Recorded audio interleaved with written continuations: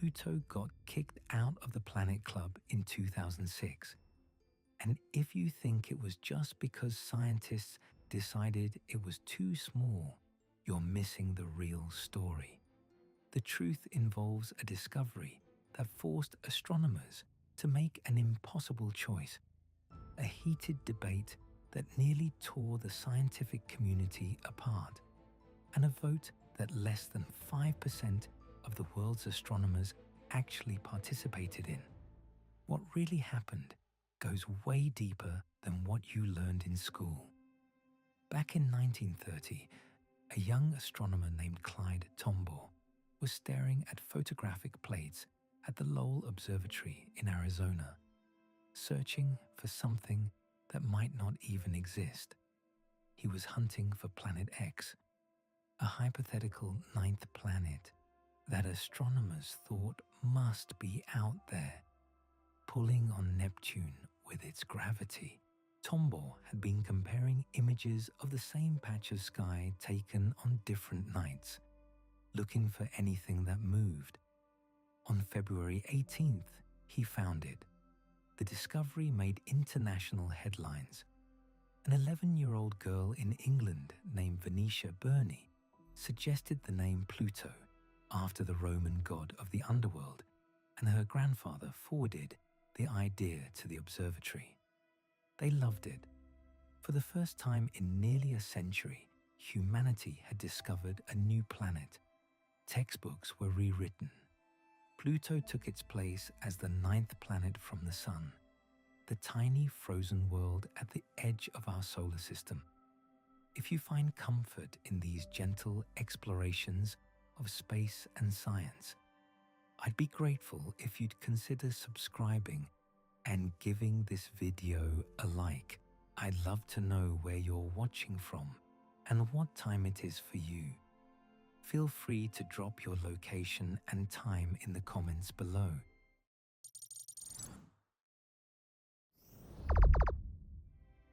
But there was a problem from the very beginning, one that most people didn't talk about. Tombaugh had been looking for Planet X, an object massive enough to gravitationally influence Neptune's orbit. Almost immediately after Pluto's discovery, astronomers started doing the math.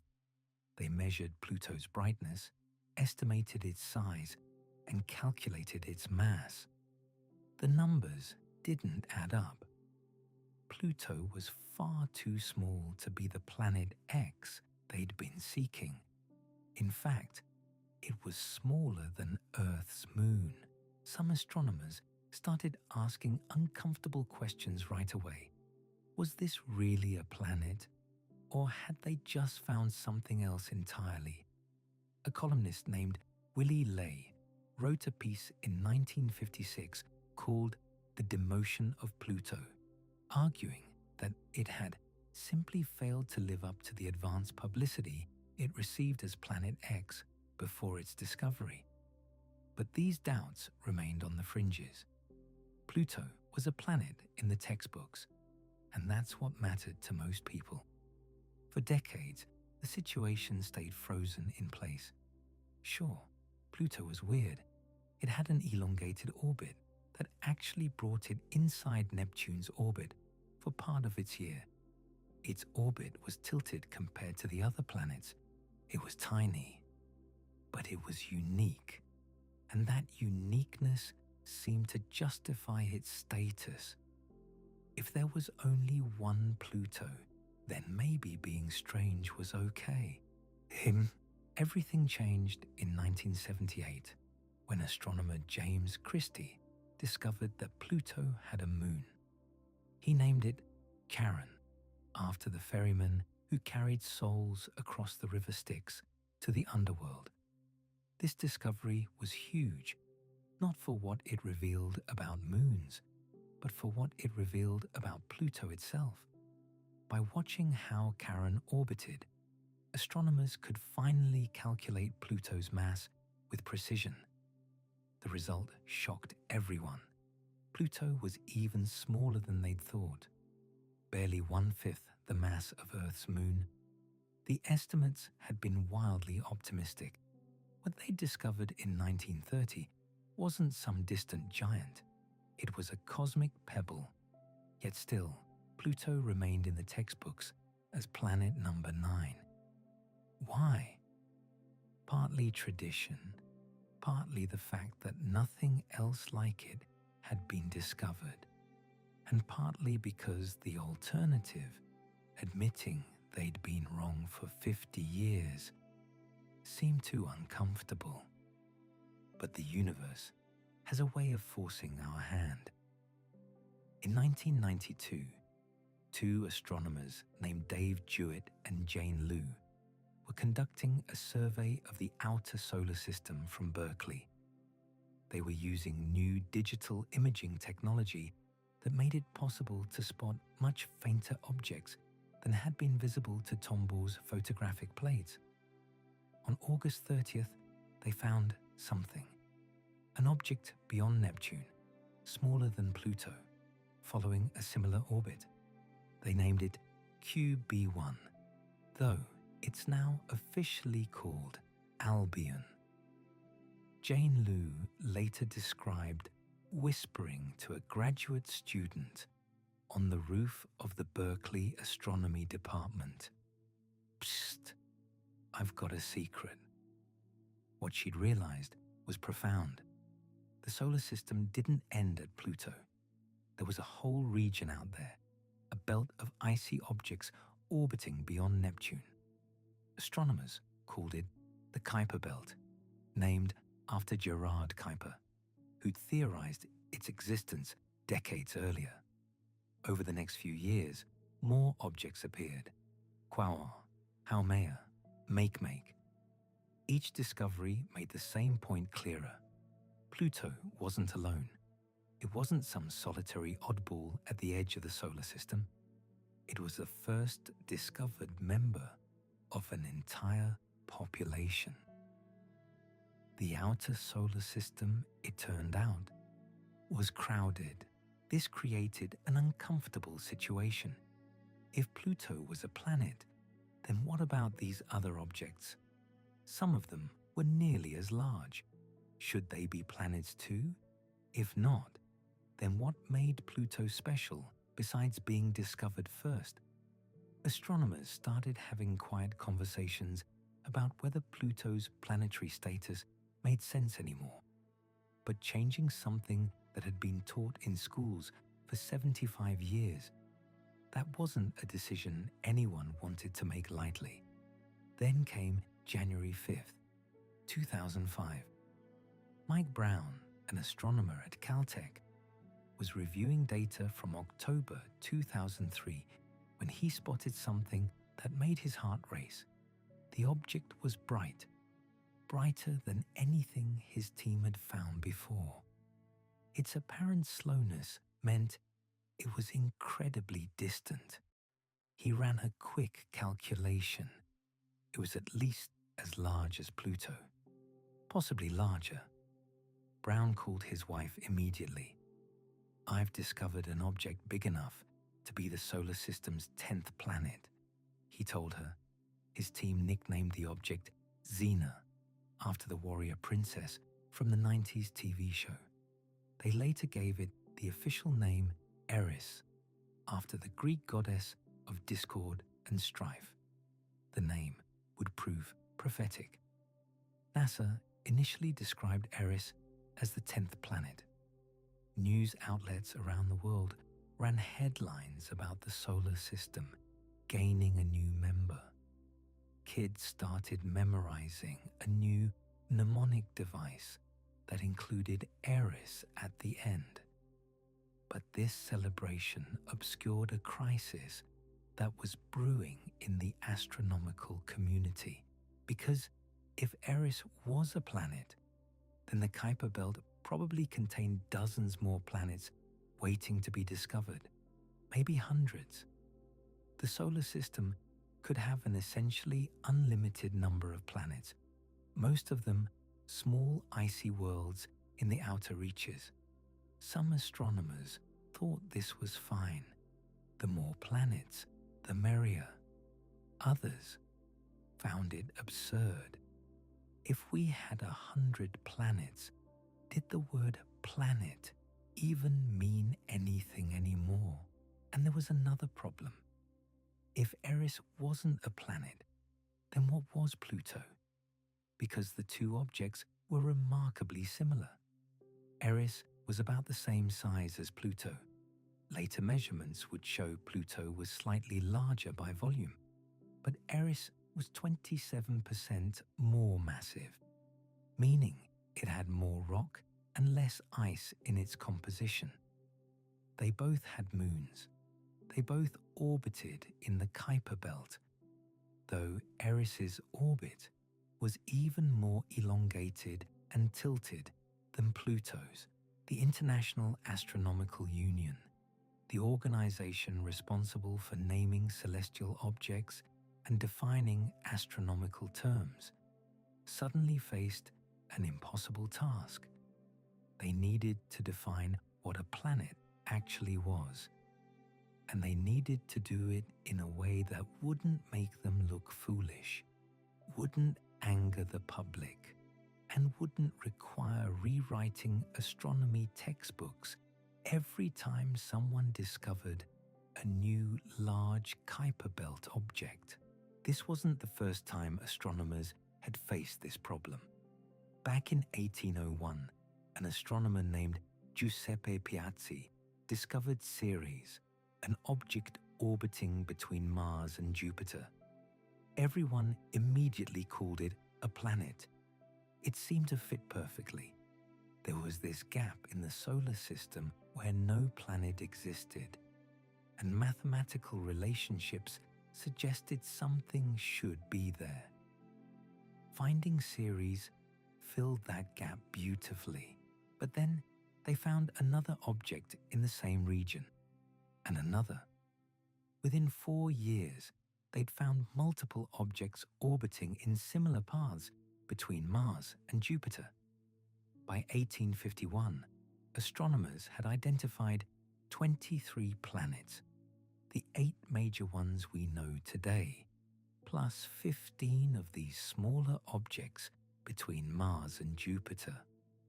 It became clear that hundreds more would eventually be discovered in this region. So astronomers created a new category. They called these objects asteroids and removed them from the planet list. The solar system went back to having 8 major planets, and nobody complained much because most people had never memorized the names of all those asteroids in the first place. The reclassification happened gradually, quietly, before mass media and the internet could turn it into a controversy. But Pluto was different. Pluto had been a planet for 75 years. Multiple generations had grown up learning about it in school. It appeared in countless books, documentaries, and museum displays. There were people alive who remembered the excitement of its discovery. Pluto had cultural significance far beyond its astronomical importance. The IAU announced they would settle the matter at their 2006 meeting in Prague. Astronomers from around the world would gather to debate, propose definitions, and ultimately vote on what constitutes a planet. The decision would affect not just Pluto and Eris, but how we understand and categorize objects throughout the universe. What happened in Prague that August was far more dramatic than anyone expected. Multiple proposals were put forward, each with passionate supporters and fierce critics. One proposal would have kept Pluto as a planet and added Eris, Ceres, and even Pluto's moon Charon to the list, bringing the total to 12 planets. Another proposal would have created a strict definition that excluded Pluto entirely. The debate was heated. Some astronomers argued from tradition. Pluto had been a planet for decades, and changing that would confuse students and diminish public trust in science. Others argued from logic. if we couldn't define what a planet was in a scientifically rigorous way, then the term became meaningless. Still, others worried about the practical implications. If we added every Pluto-sized object as a planet, students would eventually need to memorize dozens or hundreds of names. Behind the scenes, astronomers were forming alliances, lobbying for their preferred definitions, and trying to predict how the vote would go. Owen Gingerich, an astronomer who helped lead the Planet Definition Committee, would later describe the entire process in an article titled "Losing It in Prague." The tension in the conference rooms was palpable. After 10 days of arguments, presentations, and revisions, the IAU put forward a final proposal. A planet would be defined by 3 criteria. First, it must orbit the Sun. Second, it must be massive enough that its own gravity pulls it into a roughly spherical shape. This is called hydrostatic equilibrium. Third, and most controversially, it must have cleared the neighborhood around its orbit. That third criterion was the killer. It meant that a planet had to be gravitationally dominant in its orbital zone, having either absorbed, ejected, or captured into stable orbits any objects of comparable size. The 8 major planets had done this through billions of years of gravitational interactions.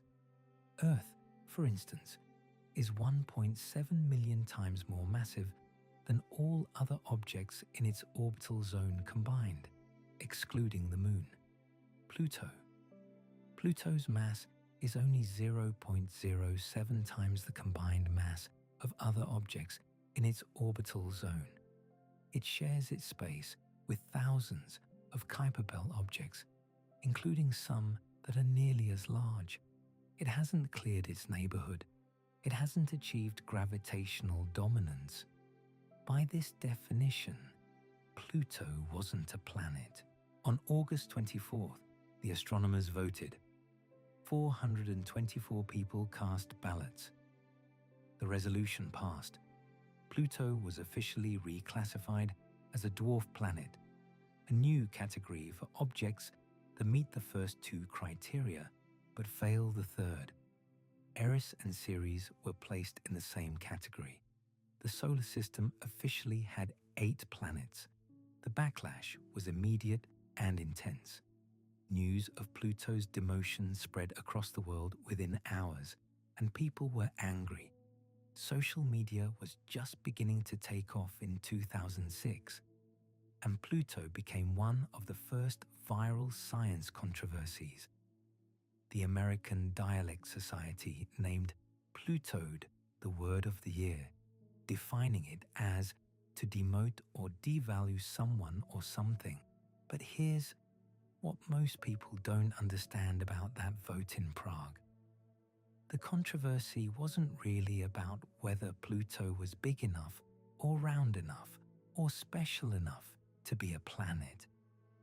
The real issue, the one that astronomers are still arguing about today, goes much deeper than that. And to understand it, we need to look at what that third criterion actually meant and why it was so controversial. Clear in the neighborhood sounds simple enough at first.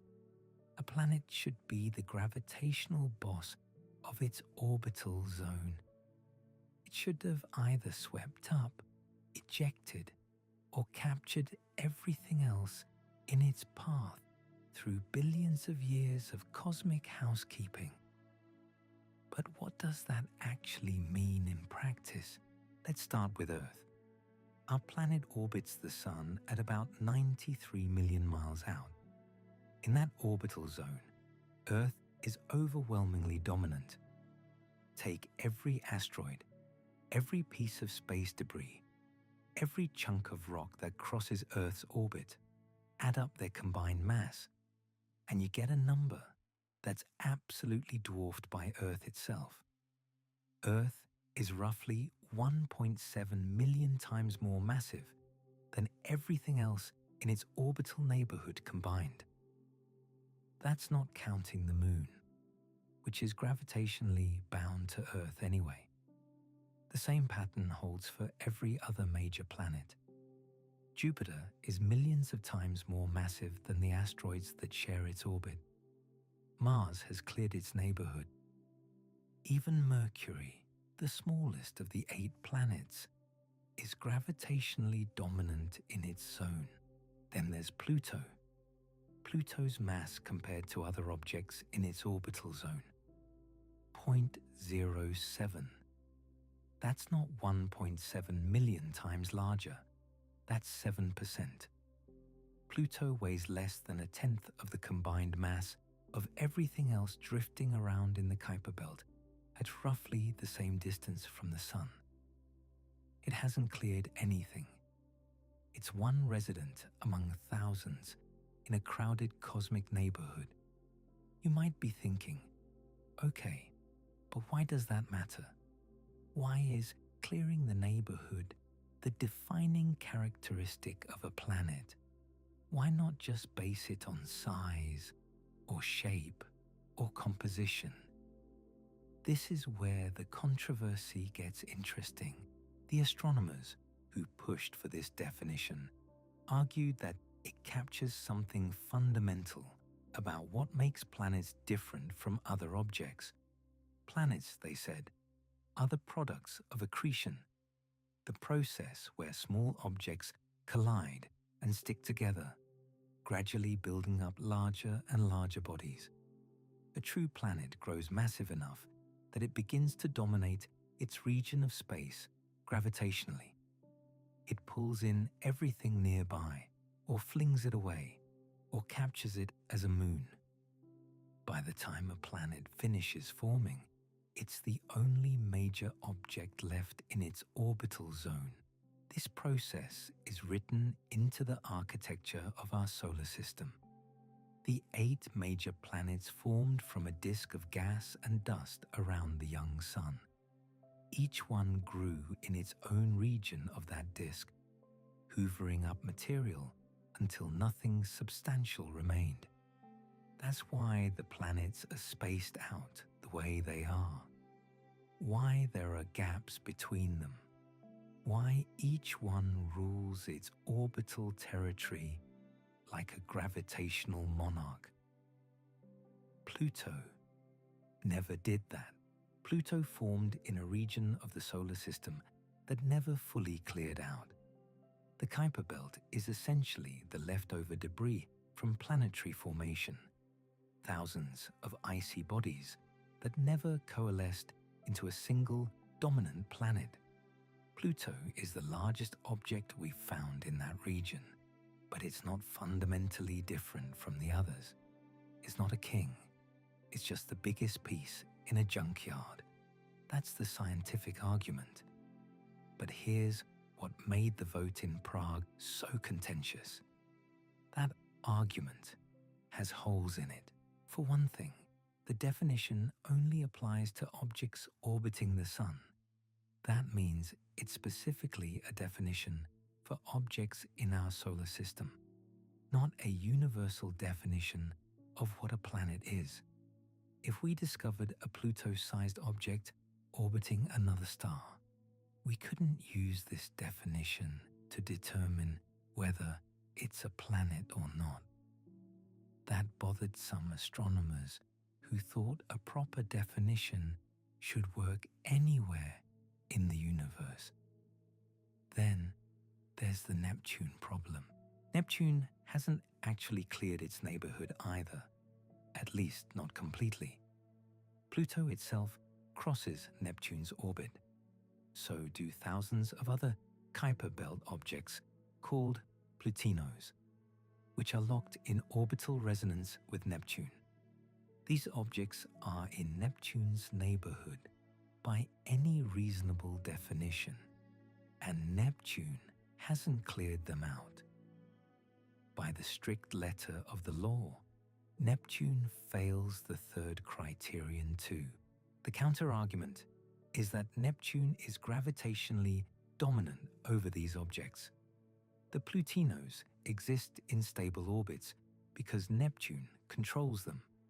They're essentially trapped in Neptune's gravitational influence, following paths that Neptune has dictated. Neptune hasn't removed them, but it has corralled them into specific orbits. That, the definition's supporters say, still counts as clearing the neighborhood. But if that's the standard, then what about Pluto? Pluto has 5 moons. It gravitationally dominates those moons just as thoroughly as Neptune dominates the Plutinos. Why does Neptune get credit for controlling nearby objects while Pluto doesn't? The response to this gets technical. Astronomers developed mathematical formulas to quantify clearing the neighborhood. One such formula is called the planetary discriminant, which measures an object's ability to scatter smaller objects out of its orbital zone over the lifetime of the solar system. Run the numbers, and the 8 major planets score orders of magnitude higher than Pluto, Eris, or any other dwarf planet. The math clearly separates the two groups, but that just pushes the question back one level. Why is this particular mathematical formula the right way to define planets? Why not some other criterion?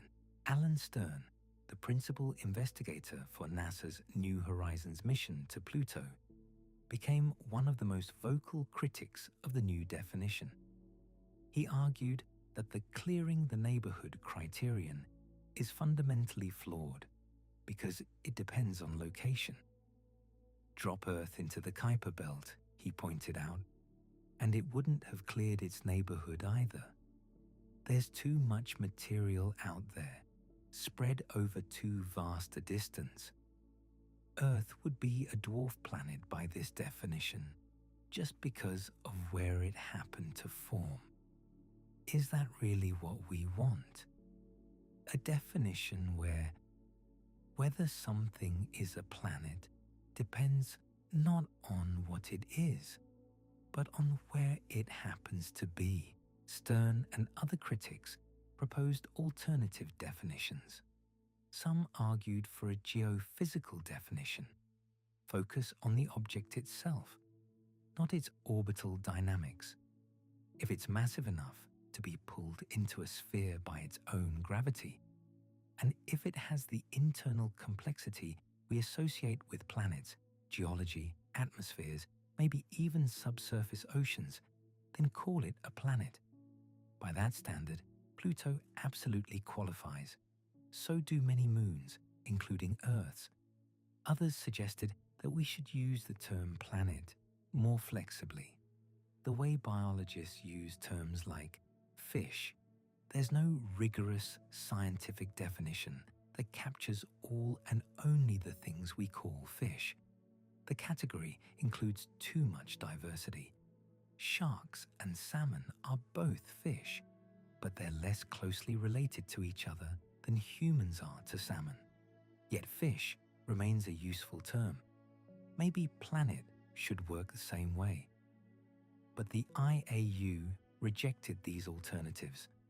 They wanted a definition that was clear, that drew a bright line, that students could learn and apply consistently.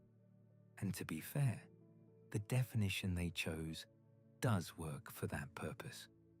You can teach someone the 3 criteria, and they can look at any object orbiting our sun and determine whether it's a planet or not. The problem is that science doesn't always work with bright lines. Here's something most people don't realize about the vote in Prague. Only 424 astronomers actually voted on the definition. The IAU has around 10,000 members.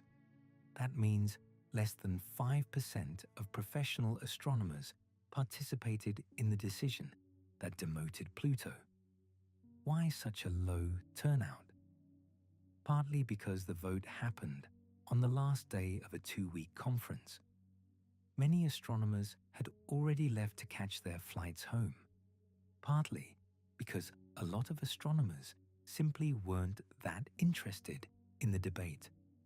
Planetary classification isn't relevant to their work, and partly because some astronomers who disagreed with the proposed definition chose to boycott the vote rather than participate in what they saw as a flawed process. The IAU's response to this criticism was that you don't need everyone to vote for a decision to be valid. The astronomers who were there were mostly planetary scientists, the people whose research actually deals with these questions. Their votes should carry more weight than someone who studies distant galaxies and doesn't care what we call Pluto. But that defense didn't satisfy everyone. Alan Stern and others argued that a decision this significant shouldn't have been rushed through at the end of a conference with such limited participation. They claimed the vote was invalid and that the astronomical community should reject it. They didn't succeed. The IAU's definition stands as the official position. Textbooks were rewritten. Pluto is now a dwarf planet in official astronomical nomenclature. Yet here's the fascinating thing about this controversy. Despite the official vote, despite the IAU's definition, despite all the updated textbooks and planetarium shows, the debate never actually ended. Go to a planetary science conference today and ask researchers what they think. You'll find that many of them, probably most of them, still consider Pluto a planet in their own work. Not officially, not in papers they publish, but in how they think about the solar system. They'll talk about the planets of the Kuiper belt, or refer to Pluto as the 9th planet in casual conversation. Why?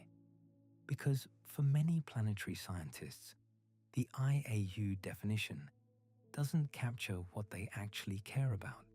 They study worlds, objects with geology, atmospheres, weather, maybe even the conditions for life.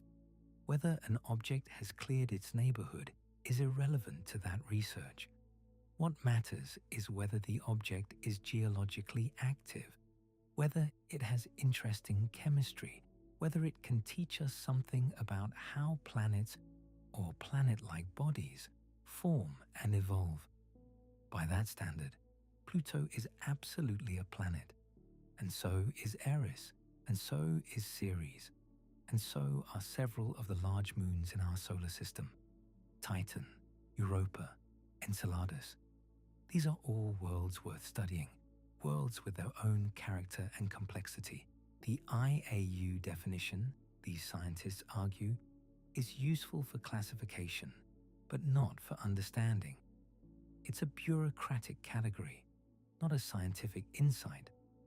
And maybe that's okay. Maybe we need both: a formal definition for textbooks and an informal understanding that captures the richness of what's actually out there.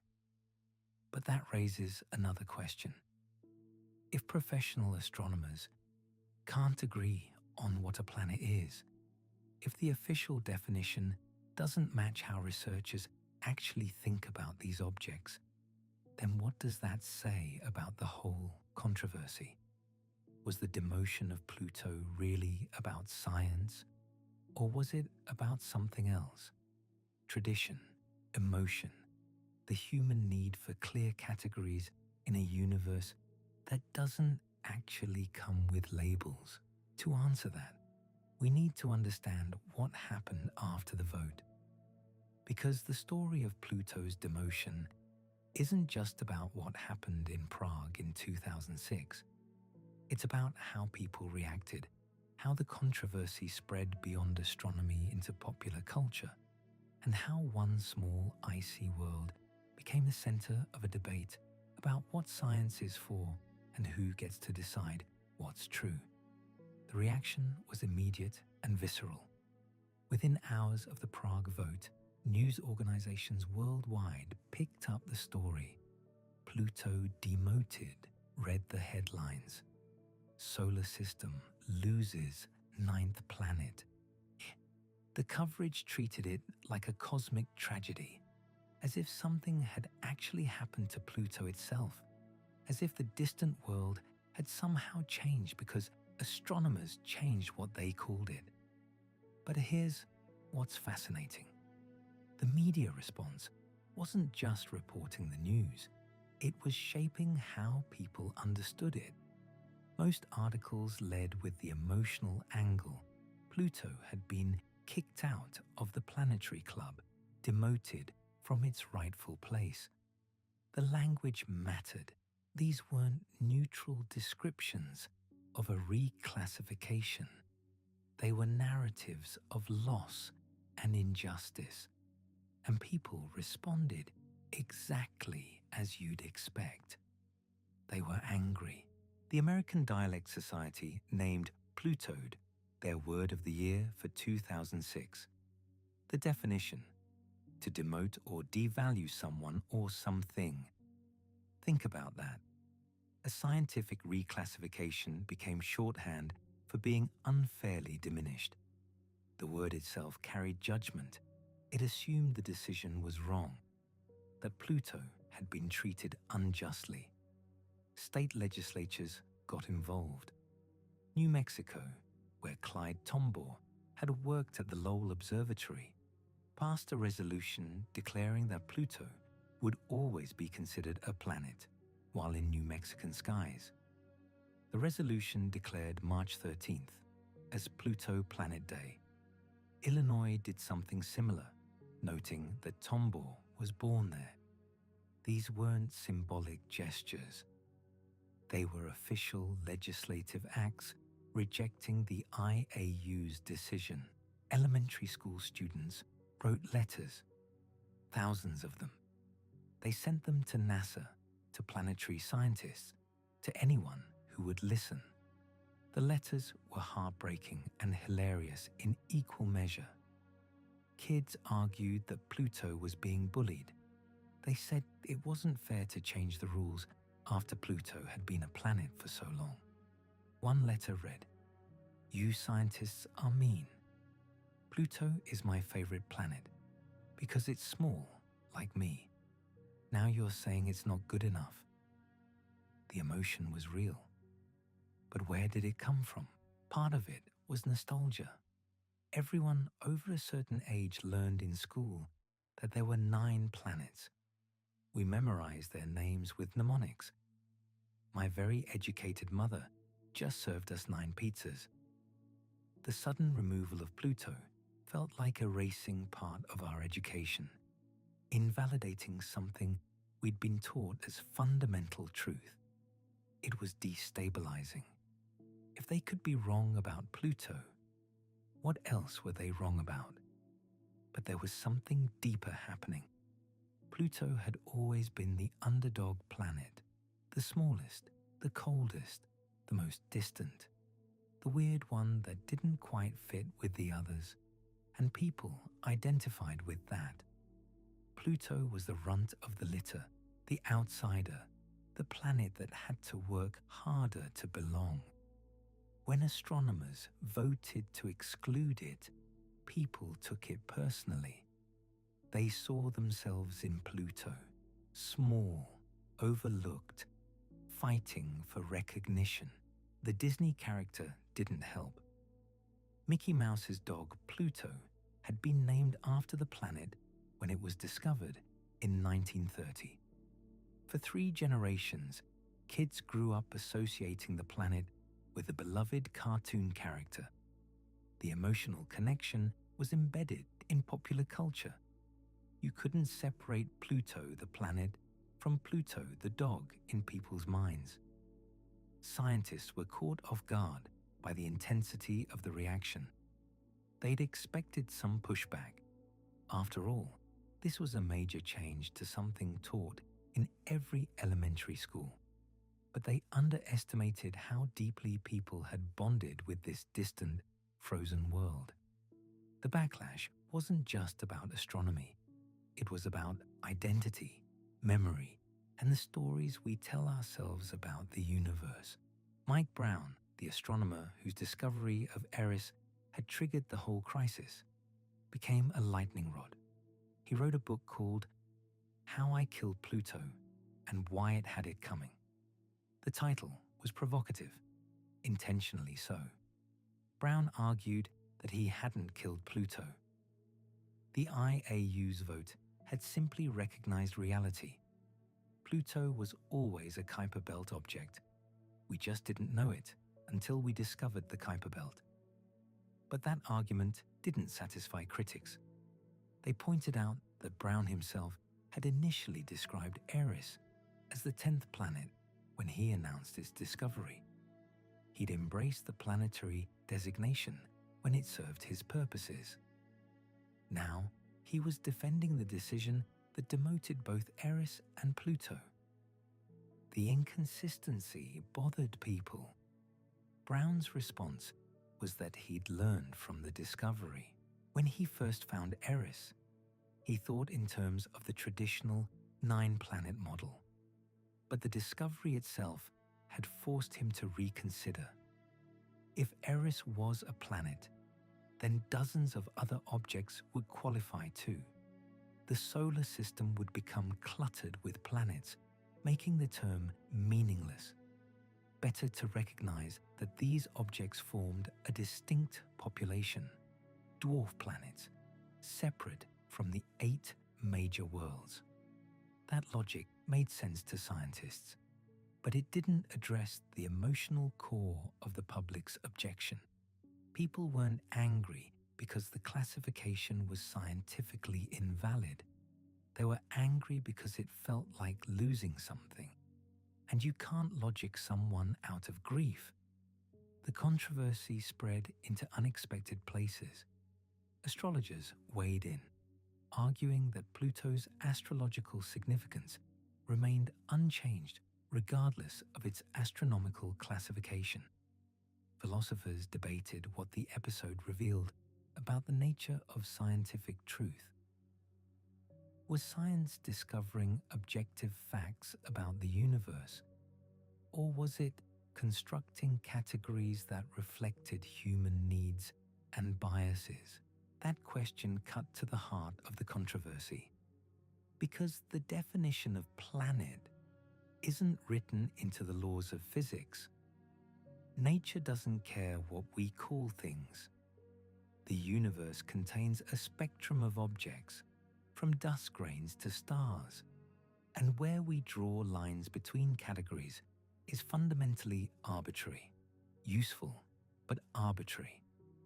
This is the uncomfortable truth that the Pluto debate exposed.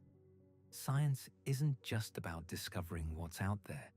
It's also about deciding how to organize that information, what categories to use, what distinctions to make, and those decisions involve judgment calls that can't be resolved purely through observation or experiment. Consider Earth and Mars. They're both planets under the IAU definition, but they're profoundly different. Earth has life, liquid water, plate tectonics, and a large moon. Mars is cold, dead, and its moons are captured asteroids. The differences between Earth and Mars are arguably greater than the differences between Mars and Pluto. Yet we call Earth and Mars the same thing, planets, while excluding Pluto. Why? Because the IAU definition prioritizes orbital dynamics over geology. An object's status depends on whether it cleared its neighborhood, not on whether it has interesting weather or complex chemistry. That choice reflects what astronomers care about when they study the solar system's architecture. But it's not the only valid choice. Planetary geologists care more about surface processes than orbital mechanics.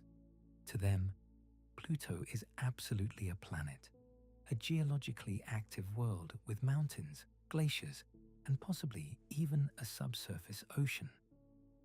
The fact that it hasn't cleared its orbit is irrelevant to understanding its geology, so they continue using planet in a broader sense, even though the IAU definition excludes Pluto.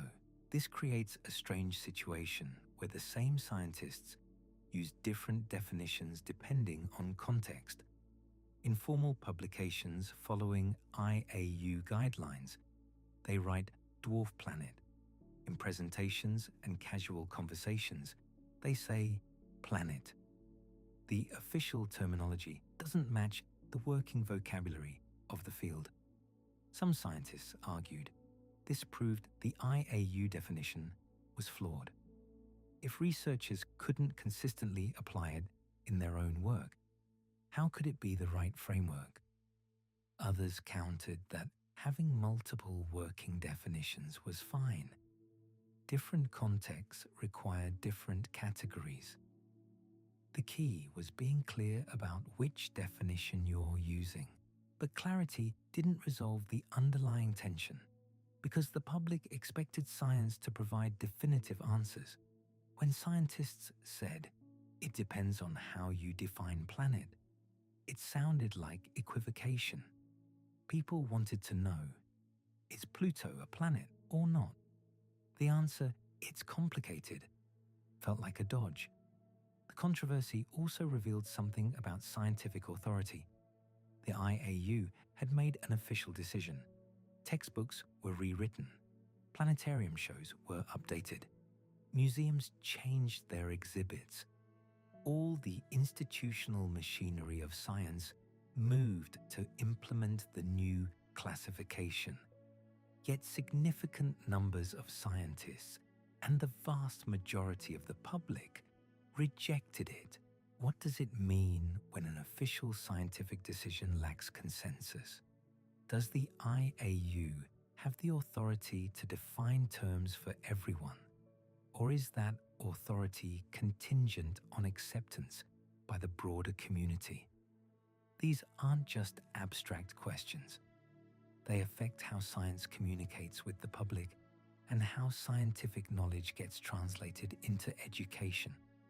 Some educators argued that the Pluto controversy was actually beneficial for teaching science. It showed students that science is dynamic, that our understanding evolves as we learn more. The reclassification demonstrated how the scientific process works, not as the accumulation of fixed facts, but as an ongoing refinement of our conceptual frameworks. Other educators worried it would undermine trust in science. If scientists could be wrong about something as basic as what counts as a planet, why should students trust anything else they're taught? The controversy risked making science seem arbitrary and changeable, dependent on whoever happens to be voting at the time. Both perspectives had merit. Science is indeed self-correcting and evolving, but it's also built on accumulated knowledge that we can trust. The challenge is communicating that paradox, that science is both reliable and revisable, both authoritative and open to change. The Pluto debate became a case study in science communication. What went wrong? Why did the public react so negatively to what scientists saw as a reasonable classification decision? Several factors contributed. First, the decision was framed as a demotion. The language of kicking Pluto out or stripping it of planetary status made it sound punitive. Scientists should have emphasized that Pluto itself hadn't changed, only our understanding of it. But the messaging focused on what Pluto lost rather than what we gained in understanding. Second, the decision seemed sudden. To scientists who'd been debating the definition for years, it felt like the natural conclusion of a long process. But to the public, it appeared out of nowhere. One day, Pluto was a planet. The next day, it wasn't. The lack of preparation made it feel arbitrary. Third, scientists underestimated emotional attachment. They approached it as a technical classification issue. Which objects meet which criteria? They didn't anticipate that people had relationships with these celestial objects, that changing their status would feel like a loss. The rational arguments for reclassification didn't address the emotional dimension. Could it have been handled better? Probably. A gradual transition might have helped, perhaps introducing dwarf planet as a subcategory first, then later clarifying that dwarf planets and planets are distinct. More public engagement before the vote could have prepared people for the change. Clearer messaging about what the decision meant and what it didn't mean might have reduced confusion. But here's the thing. Even a perfectly executed communication strategy might not have prevented the backlash. Because at its core, the controversy wasn't really about Pluto. It was about control. Who gets to decide what things are called and why those decisions matter? The public felt that scientists had made a unilateral decision about something that belonged to everyone. The solar system is part of our collective heritage, our shared understanding of our place in the universe. When astronomers changed the lineup without consultation, it felt like an overreach, like they were claiming ownership of knowledge that should be public. That tension between expert authority and democratic input plays out across science. Who gets to decide what counts as evidence? Who determines which questions are worth asking? When do technical experts have the right to make decisions that affect everyone? These questions don't have easy answers. In the case of Pluto, the IAU argued that astronomers should define astronomical terms. That makes sense. You wouldn't let non-experts vote on the definition of a quark or the classification of a chemical compound. But planets are different. They're part of our cultural vocabulary in ways that quarks and compounds aren't. The decision to reclassify Pluto had implications beyond astronomy. Maybe that's why the controversy never really ended. Because it wasn't just a scientific debate.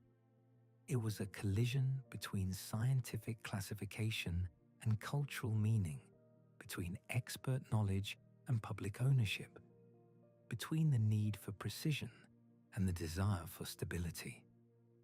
Those tensions can't be resolved through better definitions or clearer communication. They're built into the relationship between science and society. And Pluto, it just keeps orbiting out there in the cold darkness, utterly indifferent to what we call it. But there's another layer to this story that most people miss. The controversy didn't just reveal tensions between scientists and the public. It exposed deep divisions within astronomy itself. Not all astronomers supported the decision.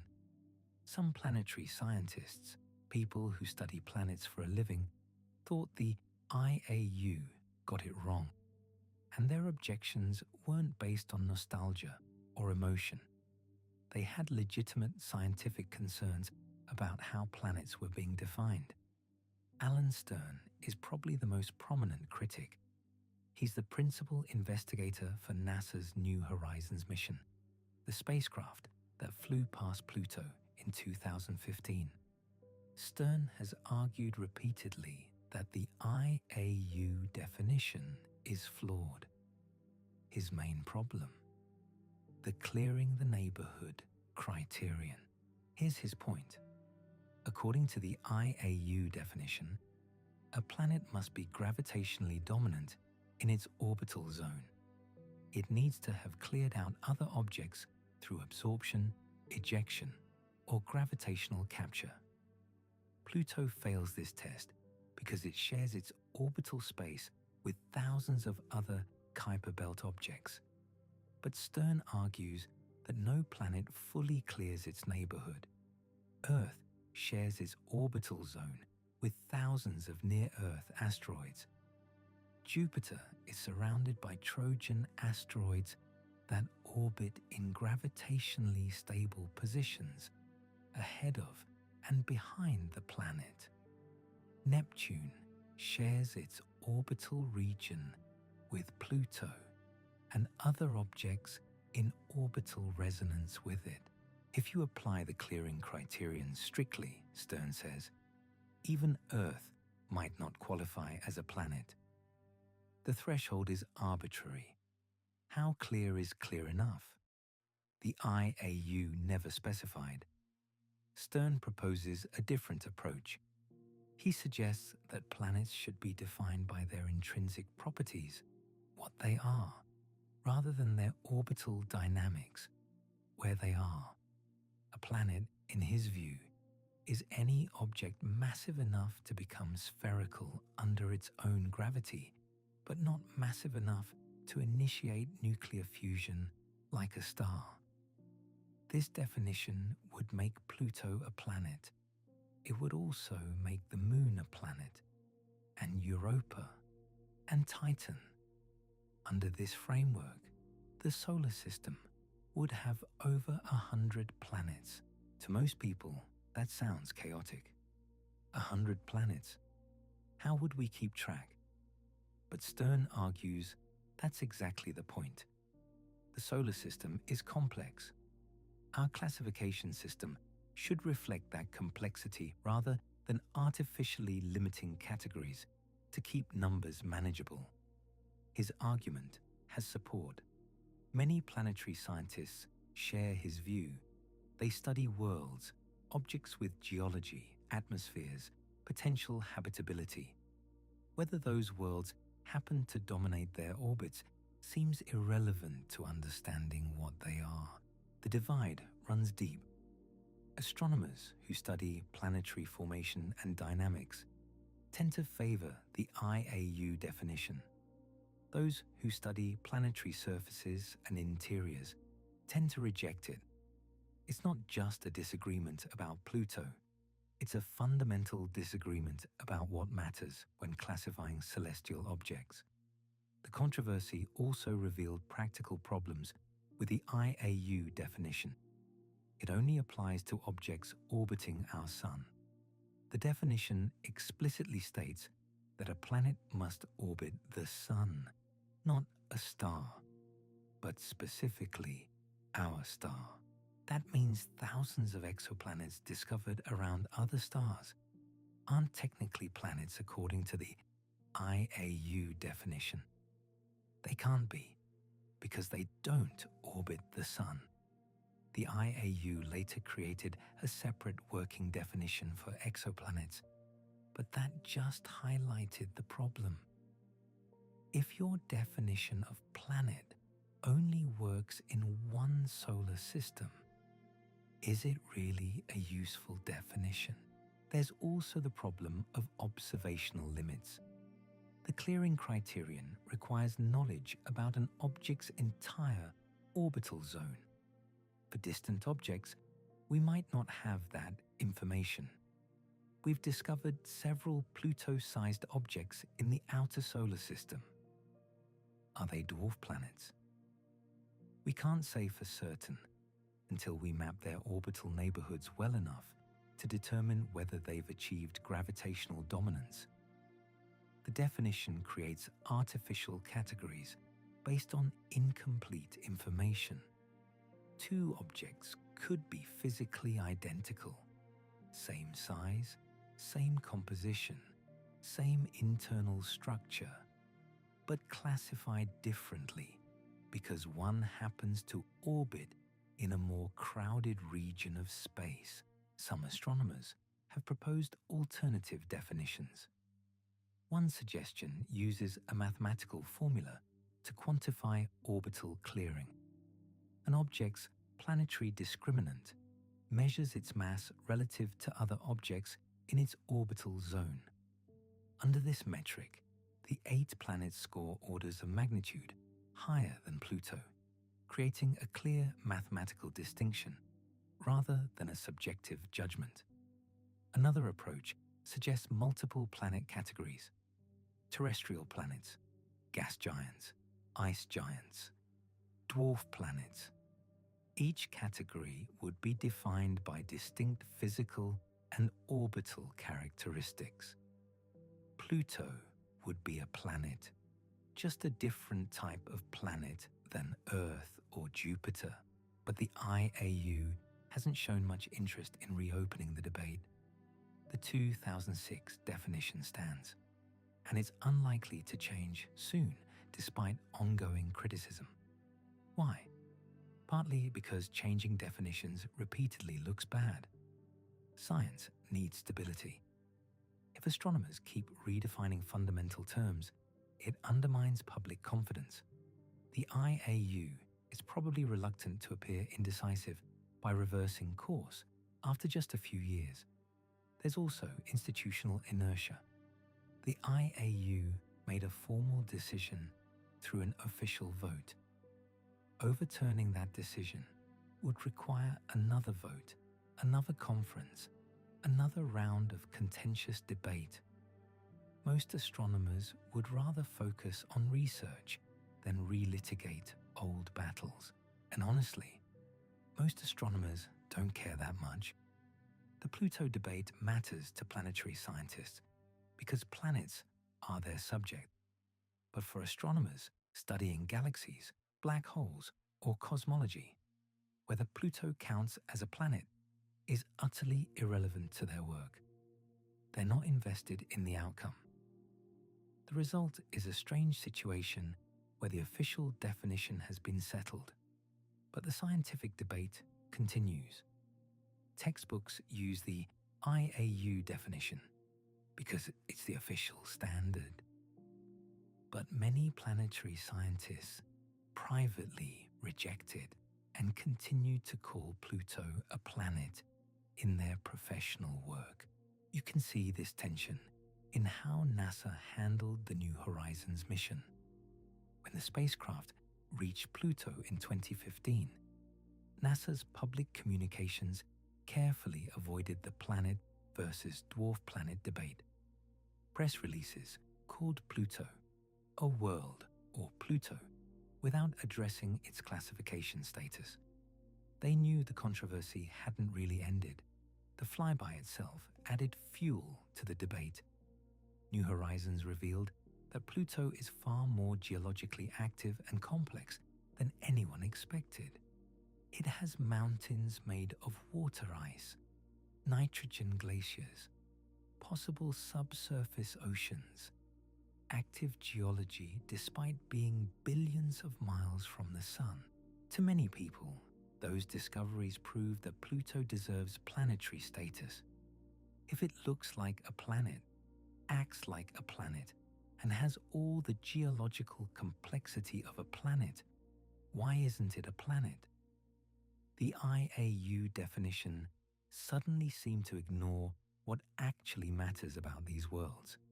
Stern used the New Horizons results to renew his criticism of the IAU decision. Here was a world with active geology, multiple moons, a complex atmosphere, and we were calling it a dwarf planet because of its orbital characteristics. The classification seemed to miss the point entirely, but the IAU didn't budge. Pluto's geological activity doesn't change its orbital dynamics. It still hasn't cleared its neighborhood. The definition remained in effect. This highlights a deeper issue in how science works. People often think scientific truth is objective, that experiments and observations lead inevitably to correct conclusions. But classification is different. There's no objective truth about whether Pluto is a planet. The answer depends on how you define planet, and that definition is a human choice, not a natural law. Different definitions serve different purposes. The IAU definition is useful for understanding planetary formation and the architecture of the solar system. It distinguishes between objects that gravitationally dominated their formation zones and those that didn't.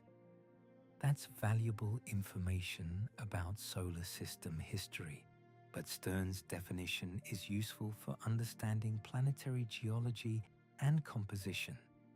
It groups together worlds with similar physical characteristics, regardless of their orbital properties.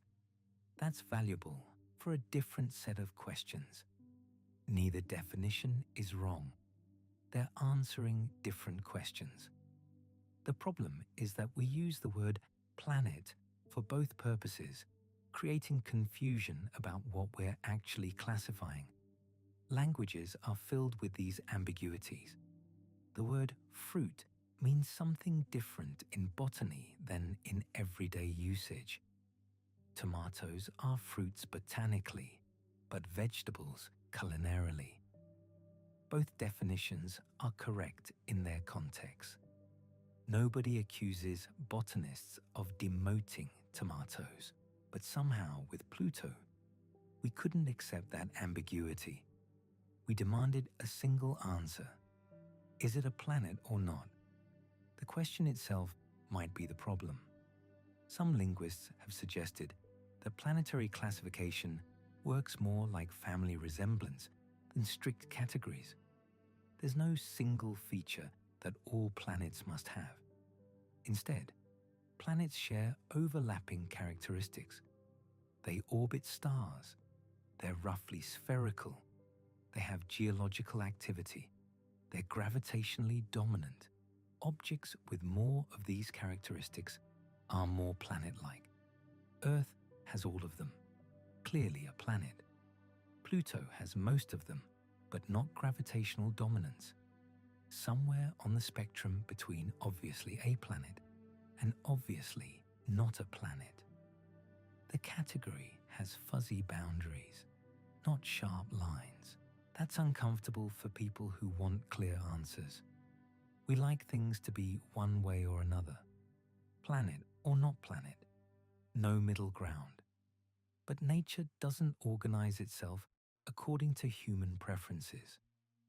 Real categories often have fuzzy boundaries, transitional cases, objects that don't fit neatly into boxes. The Pluto debate forced us to confront that reality, and we didn't like it. We wanted clarity, so we imposed it by creating a definition that draws sharp lines. But those lines are artificial. They help us organize our thinking, but they don't reflect any fundamental truth about the universe. This gets philosophical quickly. What makes something real? Are categories discovered or invented? When we define planet, are we identifying a natural kind that exists independently of human thought? Or are we creating a useful organizational scheme that helps us think about the solar system? Most philosophers of science lean toward the latter view. Scientific categories are tools. Good tools are useful. Bad tools are confusing or misleading, but they're all human constructions, not eternal truths. The IAU definition is one tool. Stern's alternative is another tool. Each serves different purposes. The heated debate arose because we conflated choosing a tool with discovering truth. We thought we were settling what Pluto really is, when we were actually just deciding how to talk about it. That distinction matters. If classification is about usefulness rather than truth, then there's no reason to expect universal agreement. Different communities can use different definitions for different purposes. Planetary scientists can call Pluto a planet in their work. Dynamicists can exclude it from their planet catalogues. Both approaches are fine as long as everyone is clear about what they mean. But humans don't work that way. We argue about words because words matter. What we call things shapes how we think about them. If Pluto is just a dwarf planet, it seems less important, less worthy of study, less exciting. Language carries connotations beyond strict definitions. That's why people got so upset. The reclassification felt like a judgment, like Pluto was being told it wasn't good enough. The phrase dwarf planet carries implications: smaller, lesser, inferior. Even though astronomers insisted that wasn't the intent, the language itself communicated hierarchy. Maybe the real mistake was creating a category called dwarf planets in the first place. The name implies that these objects are diminished versions of real planets. A better term might have avoided that connotation. Ice dwarfs, or Kuiper planets, or something that didn't explicitly compare them to planets. But language is hard to change once it's established.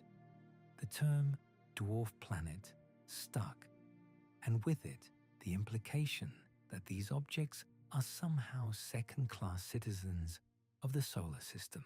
None of this would matter if it were just about words, but it affects funding, mission priorities, public interest.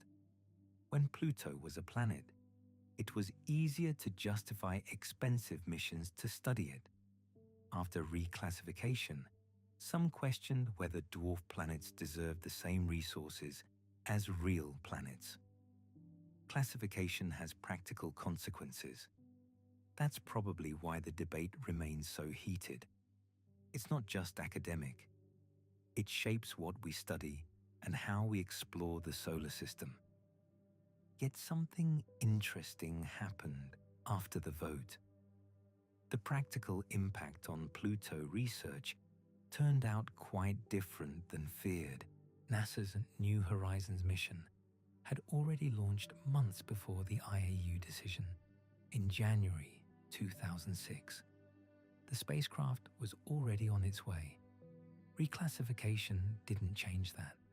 The mission proceeded exactly as planned, flying past Pluto in July 2015 and returning stunning images that transformed our understanding of this distant world. Those images revealed something nobody expected: a young, geologically active surface, nitrogen ice plains, water ice mountains taller than the Rockies, a complex atmosphere, possible subsurface oceans.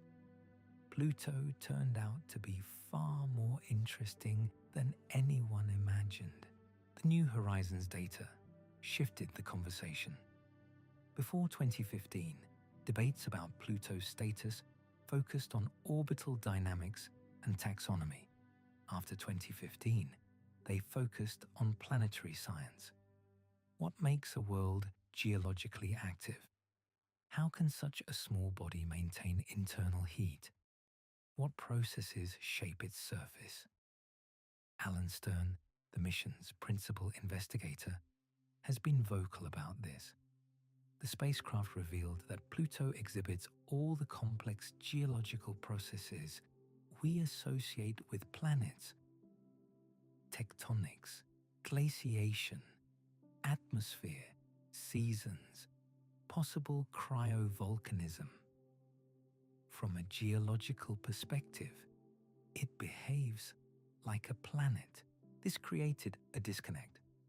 The IAU definition emphasizes orbital properties, clearing the neighborhood. But geological processes don't care about orbital dynamics. A world's interior evolution depends on composition, mass, heat sources, not whether it cleared its orbit. Stern argues that the IAU got it backwards. They focused on the least interesting aspect of planets, their orbital mechanics, while ignoring the most interesting aspects, their geology, atmospheres, internal dynamics. A better definition would emphasize intrinsic properties rather than extrinsic ones. He's not alone. Many planetary scientists have pushed back against the IAU definition, not because they're sentimental about Pluto, but because they think the definition is scientifically flawed. It doesn't help organize knowledge in useful ways. Consider Europa, one of Jupiter's moons. It's smaller than our moon. It orbits a planet, not the sun. By the IAU definition, it's not a planet. Yet Europa likely has a subsurface ocean larger than all of Earth's oceans combined. It might harbor life. It's one of the most interesting bodies in the solar system. Is Europa less worthy of study because it's technically a moon? Of course not. Yet the IAU definition implies a hierarchy. Planets matter. Dwarf planets matter less. Moons matter even less. That hierarchy doesn't reflect scientific reality. The same logic applies to Titan, Saturn's largest moon. It has a thick atmosphere, lakes of liquid methane, complex organic chemistry, weather systems. Titan is arguably more interesting than Mercury, which is just a dead rock. Yet Mercury gets the planet label, while Titan doesn't. This reveals a deeper problem with classification schemes. They create artificial boundaries that don't correspond to natural ones. The universe doesn't care about our categories. It produces a continuum of objects with varying properties. We're the ones drawing lines and creating boxes. Maybe that's okay. Maybe classification is inherently arbitrary. But if so, we should acknowledge that. We shouldn't pretend the IAU definition captures some fundamental truth. It's one possible organizational scheme among many. Some scientists have proposed alternatives. One popular suggestion: define planet geophysically rather than dynamically. Any object massive enough to achieve hydrostatic equilibrium would qualify. This definition would include Pluto, Eris, Ceres, even large moons like Europa and Titan. That approach has advantages. It focuses on intrinsic properties, the object's physical characteristics. It's independent of location or orbital context. A planet remains a planet whether it orbits a star, drifts in interstellar space, or circles another planet. But it also has problems. It would dramatically increase the number of planets. The solar system would have dozens, maybe hundreds. That makes the category less useful for some purposes, particularly education. Kids memorizing planet names would face a much harder task. There's also the question of where to draw the mass cutoff. Hydrostatic equilibrium occurs gradually, not suddenly. Some objects are barely round, others are clearly round. Many fall in between. Any definition based on shape will have borderline cases. And what about objects we haven't discovered yet? The outer solar system remains largely unexplored. There could be Earth-sized planets lurking in the distant Oort cloud. Should they count? They'd meet the geophysical definition, but might never clear their neighborhoods due to their immense distances from the sun. These complications suggest that no single definition will satisfy everyone. Different contexts require different classification schemes. Dynamicists care about orbital properties. Geologists care about surface processes. Atmospheric scientists care about atmospheres. Each field naturally emphasizes different features. Perhaps we need multiple classification systems. Just as biologists use different taxonomic schemes for different purposes, astronomers could use different planet definitions for different contexts. The key is being explicit about which definition you're using and why. But humans resist that kind of ambiguity. We want one definition, one answer to the question, what is a planet? And we want clarity, not complexity. The IAU provided clarity, even if that clarity came at the cost of oversimplifying reality. This tension between clarity and accuracy appears throughout science. Simple models are easy to understand, but often wrong. Complex models are more accurate, but harder to use. The art of science involves finding the right balance. With planetary classification, we haven't found that balance yet. The IAU definition is simple but controversial. Alternative definitions are more nuanced, but create their own problems. The debate continues because no solution satisfies everyone. Meanwhile, our understanding of the outer solar system keeps evolving.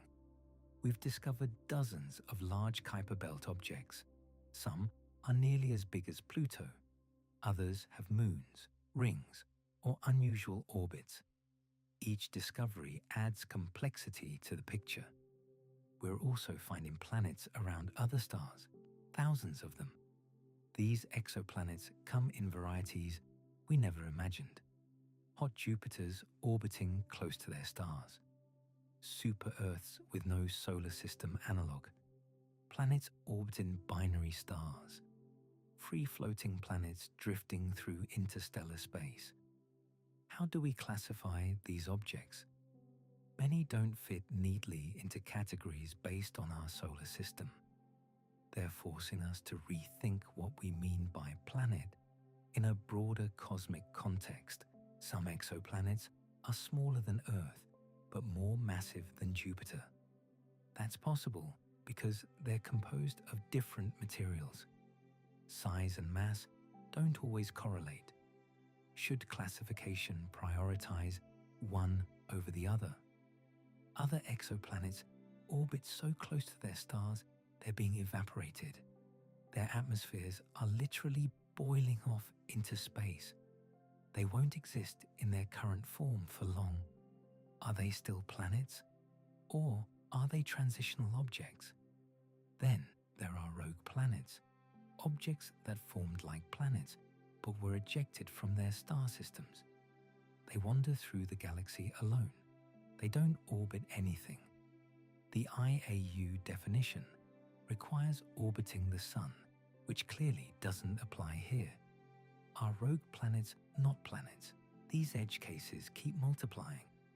Every new discovery reveals new complications. The universe is messier than our definitions allow. That's actually exciting. It means we're learning things we didn't know before. But it also means our classification schemes will always lag behind observations. We can't create perfect categories when we don't yet know the full range of objects that exist. Any definition we create now will need revision later. That's fine. Science is iterative. We make our best attempt at organizing knowledge, then revise as we learn more. The IAU definition was never meant to be final. It was meant to be useful for now. The problem is, people don't think that way. Once we declare something officially, it gains authority.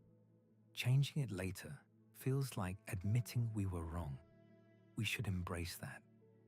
Being wrong is how science progresses. Consider the history of atomic theory. Scientists once thought atoms were indivisible. Then they discovered electrons, then protons and neutrons. then quarks. Each discovery required revising the definition of atom. Nobody complains about those revisions. We accept them as natural progress. But with planets, people resist change. Maybe because planets feel more tangible. We can see them in the sky. They feel real in a way atoms don't. Or maybe it's because we learned about planets as children. That early knowledge becomes foundational. Changing it feels like undermining everything we learned. It's destabilizing. Whatever the reason, the emotional reaction to Pluto's reclassification reveals something about how humans relate to scientific knowledge. We want it to be stable, fixed, true. We struggle with the idea that science is provisional, but that's exactly what science is. Provisional. Our best current understanding, subject to revision. The willingness to revise beliefs when evidence demands it is science's greatest strength, not a weakness. Pluto's story illustrates this perfectly. We discovered it, called it a planet, learned it was smaller than expected, discovered similar objects nearby, realized our classification system needed updating, updated it. That's science, working as intended. The public outcry wasn't really about science. It was about identity and tradition. Pluto had become culturally significant. It represented something beyond mere astronomical classification.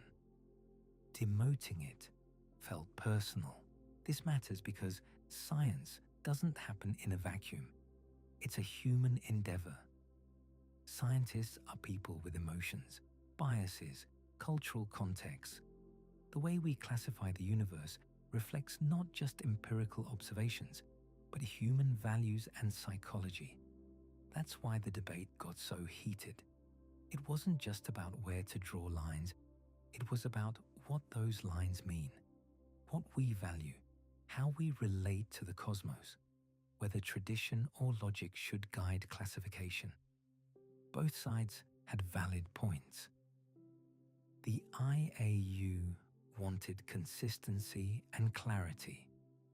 Critics wanted definitions that matched physical reality. Neither was wrong.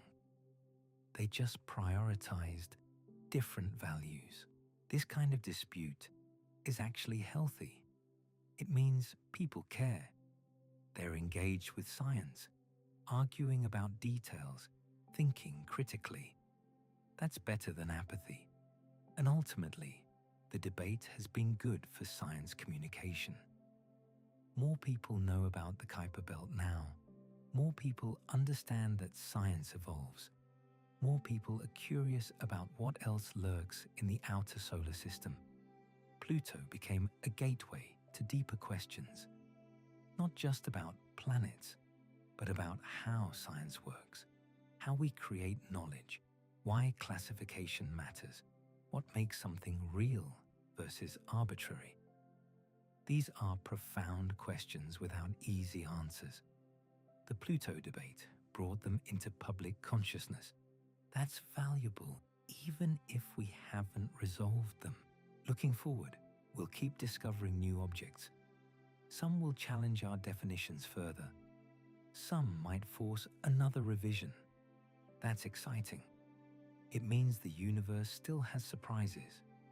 The solar system isn't static. It's dynamic, evolving, full of objects we haven't found yet.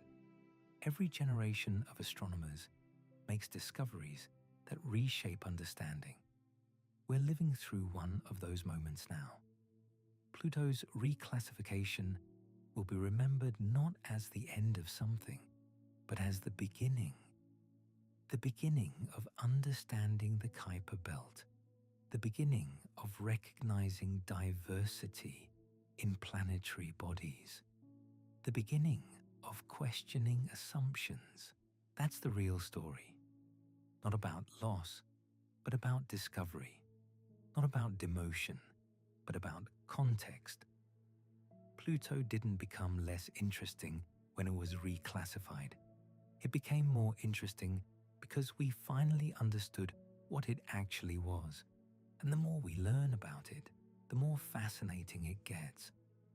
New Horizons changed everything we thought we knew. When that spacecraft flew past Pluto in July 2015, it revealed a world nobody expected. Active geology on a body that should have been frozen solid for billions of years. Mountains made of water ice as tall as the Rockies. A heart-shaped region where nitrogen glaciers flow like rivers. Exotic ices sublimating directly from solid to gas. Haze layers in the thin atmosphere, creating blue skies. Scientists were stunned. Before New Horizons, many assumed Pluto would be a dead, cratered ice ball. Instead, they found evidence of recent geological activity, maybe even current activity. Something's generating heat inside Pluto. Something's driving processes that reshape its surface. We don't fully understand what yet. The spacecraft spent months sending back data. Each image revealed new mysteries. Sputnik, Planitia, that massive heart-shaped glacier, shows convection patterns. The ice is actually churning, turning over, like a lava lamp in ultra-slow motion. This process requires energy. Where's it coming from? Some theories suggest tidal heating from Charon. Others propose radioactive decay in Pluto's core. Maybe it's leftover heat from formation. Or perhaps nitrogen's peculiar properties at Pluto's temperatures create unexpected dynamics. Nobody knows for sure. What's certain is that Pluto's way more complex than anticipated. Then there's the atmosphere. Pluto has one. Thin. Mostly nitrogen with traces of methane and carbon monoxide. It extends surprisingly far into space. When Pluto moves closer to the Sun during its elliptical orbit, surface ices sublimate. The atmosphere thickens. When it moves farther away, gases freeze back onto the surface. The atmosphere collapses, partially, maybe entirely. We're still figuring out the details. This atmospheric behavior makes Pluto unique among dwarf planets. Eris doesn't have a substantial atmosphere. Makemake might have a thin one. Haumea probably doesn't. Pluto's atmospheric dynamics are driven by its relationship with the Sun and its surface composition. It's a living system, changing, evolving. The surface itself tells stories. Different regions show different ages. Some areas are heavily cratered, billions of years old. Others are smooth, maybe only millions of years old. That's geologically recent. It means something's been resurfacing those areas, erasing impact craters, creating fresh terrain. One explanation involves cryovolcanism, ice volcanoes. Not like Earth's volcanoes that spew molten rock. These would erupt with water, ammonia, and other volatiles, forming mountains and plains of frozen slush. New Horizons spotted features that might be cryovolcanoes. Wright Mons and Picard Mons. Large mountains with central depressions. They look volcanic, but proving they actually are requires more investigation. The color variations are striking too. Pluto displays reddish browns, yellows, grays, and whites. These colors come from complex organic compounds called tholins, created when methane in the atmosphere is broken down by solar radiation. The resulting molecules are larger, heavier, redder.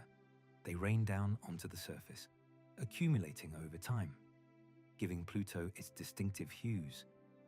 Charon's interesting as well. Pluto's largest moon, big enough that Pluto and Charon orbit a common center of mass located between them. Technically, they're a binary system. Charon's surface is different from Pluto's. Grayer, water ice instead of nitrogen. But it also shows signs of past geological activity. Canyons, cliffs, strange reddish deposits near its north pole. Those red deposits puzzled scientists initially. Then they realized Pluto's atmosphere escapes into space. Some of it reaches Charon. Methane molecules land on Charon's ice. Solar radiation breaks them down, creates tholins. The same process that colors Pluto also decorates Charon's pole. It's a chemical connection between the two bodies. A shared story written in color. Beyond Charon, Pluto has 4 smaller moons: Styx, Nix, Kerberos, and Hydra, all named for figures associated with the underworld in Greek mythology. They're tiny, irregular shapes, probably captured Kuiper belt objects or fragments from ancient collisions. Their orbits are peculiar. Some tumble chaotically instead of rotating normally. The gravitational dance between Pluto and Charon creates a complex environment for these small moons. Studying Pluto teaches us about the Kuiper belt as a whole, because Pluto's not alone out there. It's accompanied by thousands of similar objects, maybe millions. Most are smaller. Some might be comparable in size. We've only surveyed a fraction of the region. There could be Pluto-sized objects we haven't found yet, lurking in the darkness beyond Neptune. Every Kuiper belt object represents a time capsule, preserved material from the solar system's formation. Rocky and metallic planets closer to the sun were heated, processed, transformed by geological activity. But out in the Kuiper belt, objects remained cold, pristine. They contain the original ices and organics that formed when the solar system was young. Studying them is like reading the solar system's birth certificate. This makes Pluto scientifically valuable, regardless of its classification. Planet or dwarf planet, it's a window into the past. Its composition tells us what materials were available in the outer solar system 4.6 billion years ago. Its geological processes show how small icy bodies evolve over time. Its atmosphere demonstrates complex interactions between surface and space. The New Horizons mission proved something important. Size doesn't determine scientific interest. Pluto's smaller than Earth's moon, but it's just as complex, just as worthy of study. The universe doesn't care about our classification schemes. It presents phenomena wherever they occur. Our job is to observe and understand, not to judge based on arbitrary categories. That's why many planetary scientists now advocate for a geophysical definition of planets, one based on the object's properties rather than its orbital characteristics. Under this definition, any object massive enough to be rounded by its own gravity would qualify as a planet.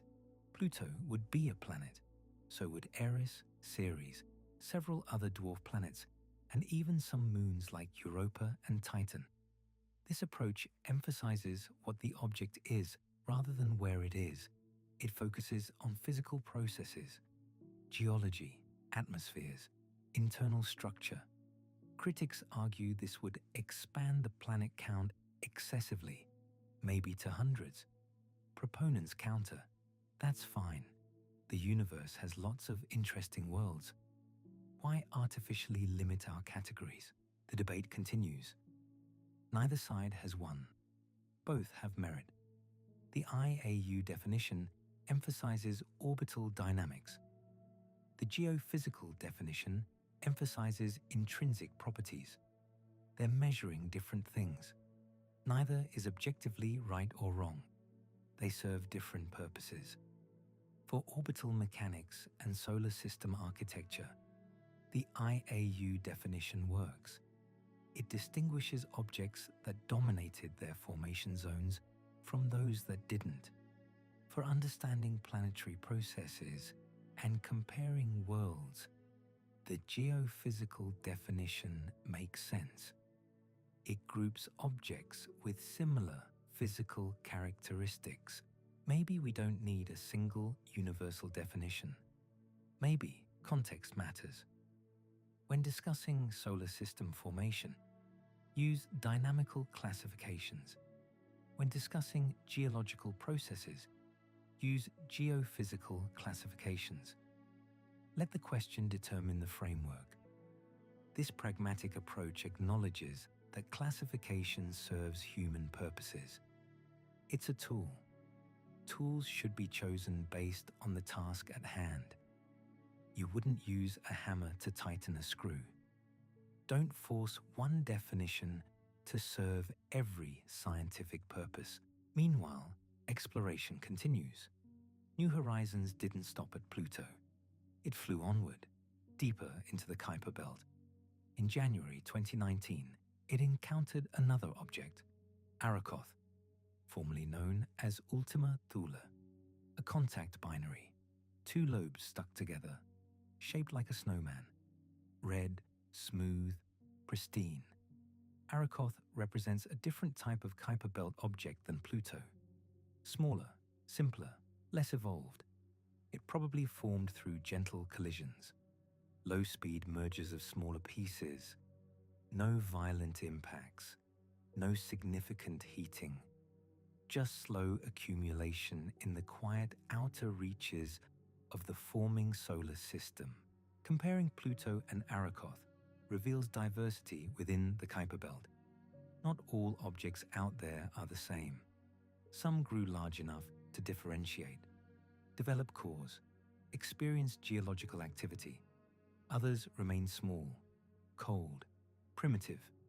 Both types exist. Both tell different parts of the story. Future missions will teach us more. NASA's considering proposals for a Kuiper belt orbiter, something that could visit multiple objects, study them over extended periods. We need more data, more observations, more pieces of the puzzle. There's talk of returning to Pluto, a proper orbiter mission. New Horizons was a flyby, amazing but brief. An orbiter could study seasonal changes, monitor atmospheric dynamics, map the entire surface at high resolution, search for ongoing geological activity, watch how the system evolves over time. Such a mission would take years to plan, years to build, over a decade to reach Pluto. We're talking 2040s at the earliest, but it would revolutionize our understanding. Imagine having a spacecraft at Pluto for years, watching it closely, seeing how it changes, what processes operate on different timescales. The technology's improving too. Better instruments, more sensitive detectors, advanced propulsion. Each generation of spacecraft can do more than the last. What New Horizons accomplished with 2006 technology, future missions could surpass dramatically. And there's commercial interest now. Private companies exploring space. Some are looking outward, proposing missions to Jupiter's moons, Saturn's moons, maybe eventually the Kuiper belt. If the business case works, private funding could supplement government missions, accelerate exploration. The question isn't whether we'll learn more about Pluto and the Kuiper belt. It's when and how much. The region's too interesting to ignore. Every mission raises new questions. Every answer spawns more mysteries. That's science working as intended. Pluto's story isn't over. It's just beginning. The reclassification was a milestone, not an ending. It marked a shift in understanding, a recognition that the outer solar system contains diverse populations of objects, each worthy of study, each with stories to tell. In 50 years, we'll know vastly more. Detailed maps of dozens of Kuiper belt objects, atmospheric measurements, compositional analyses, geological histories. We'll understand how these bodies formed, how they evolved, what processes shape them, what they tell us about planetary science. And maybe then, the classification debate will seem quaint. A historical footnote, something people argued about before we really knew what we were looking at. Like arguments about whether light was a wave or particle before quantum mechanics.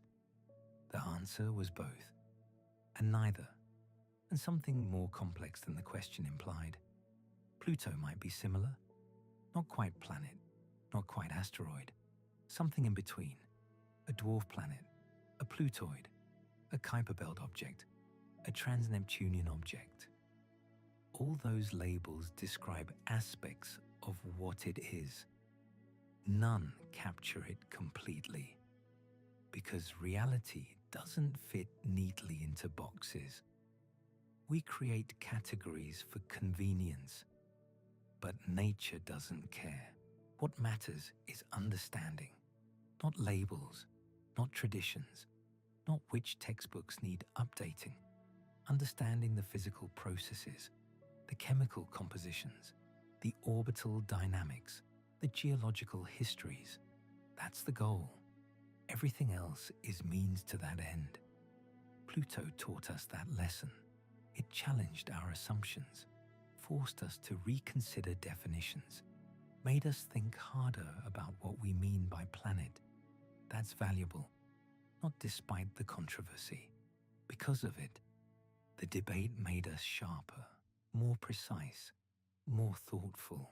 And in the end, Pluto's still there, orbiting the Sun, hosting its family of moons, displaying its colorful surface, operating its nitrogen cycle, being exactly what it is, unbothered by human classifications, indifferent to our debates, just existing, waiting for us to visit again, to learn more, to finally understand.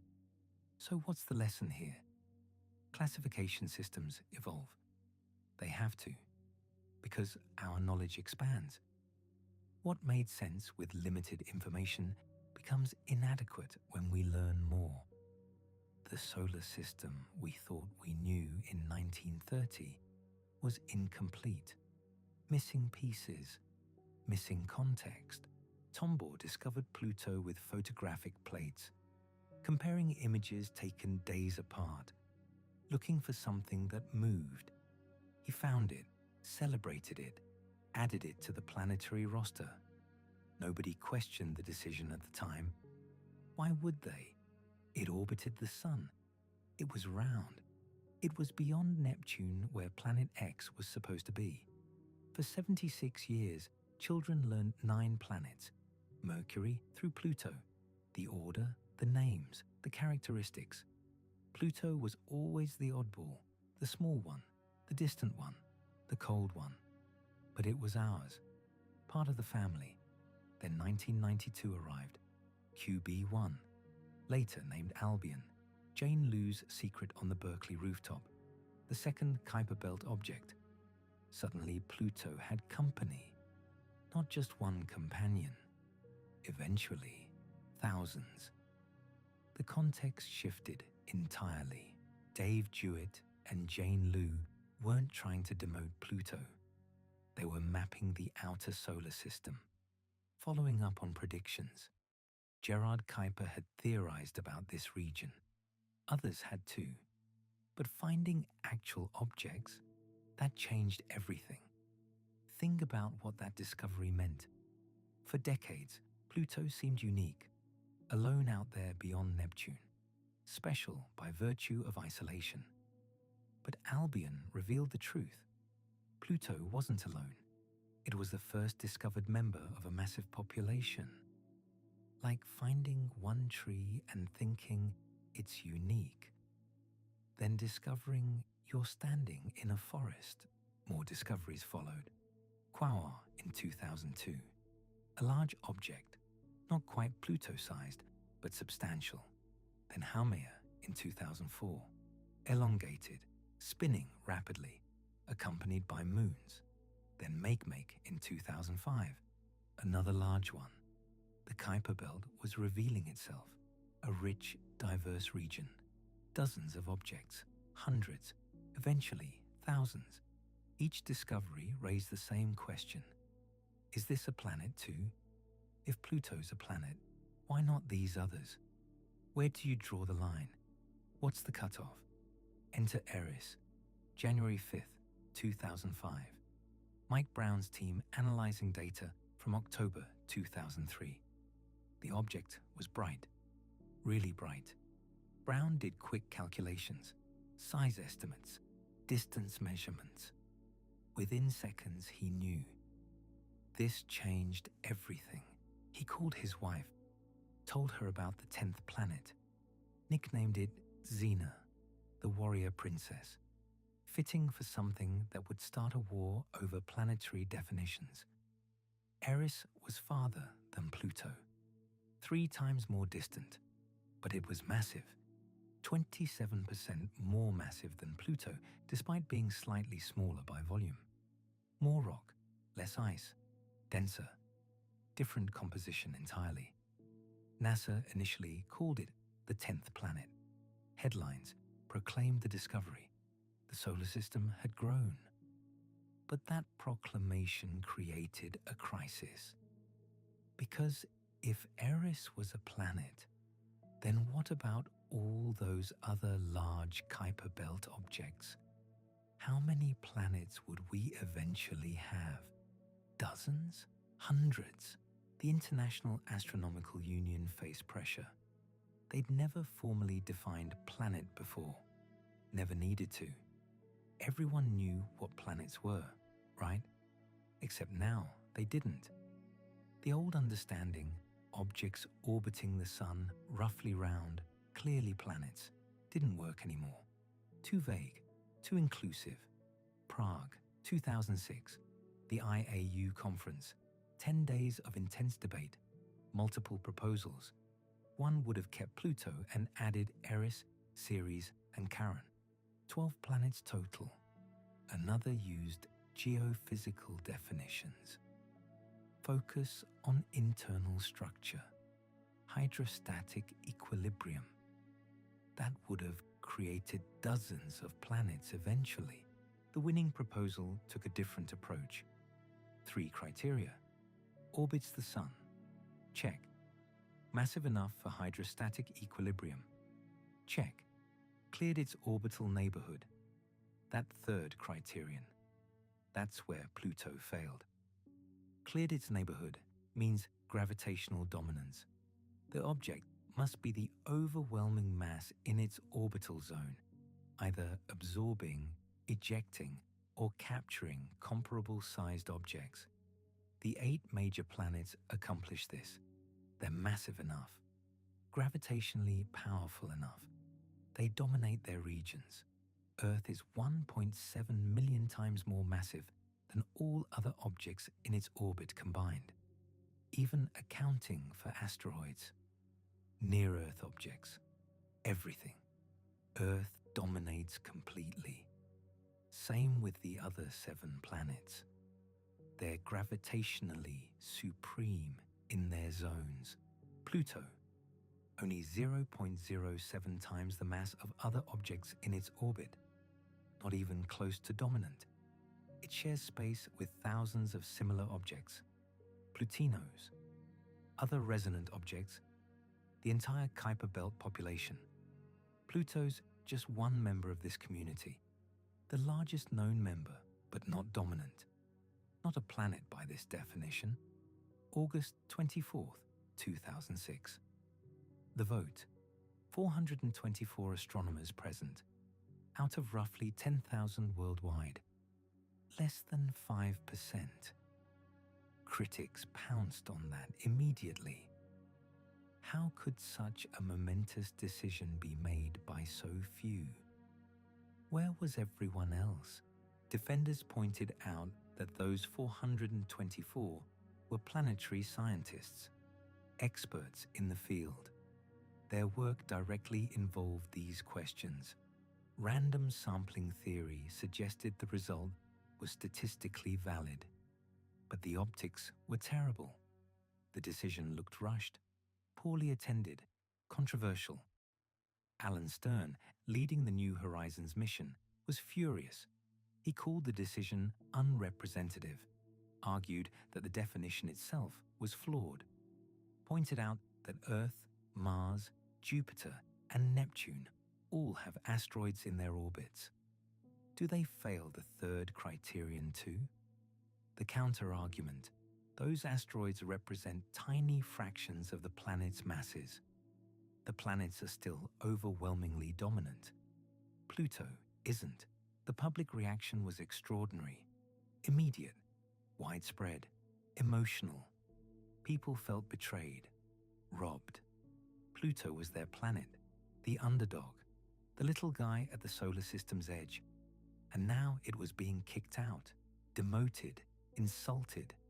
Pluto became 2006's word of the year, meaning to demote or devalue something. States passed resolutions. New Mexico declared Pluto Planet Day.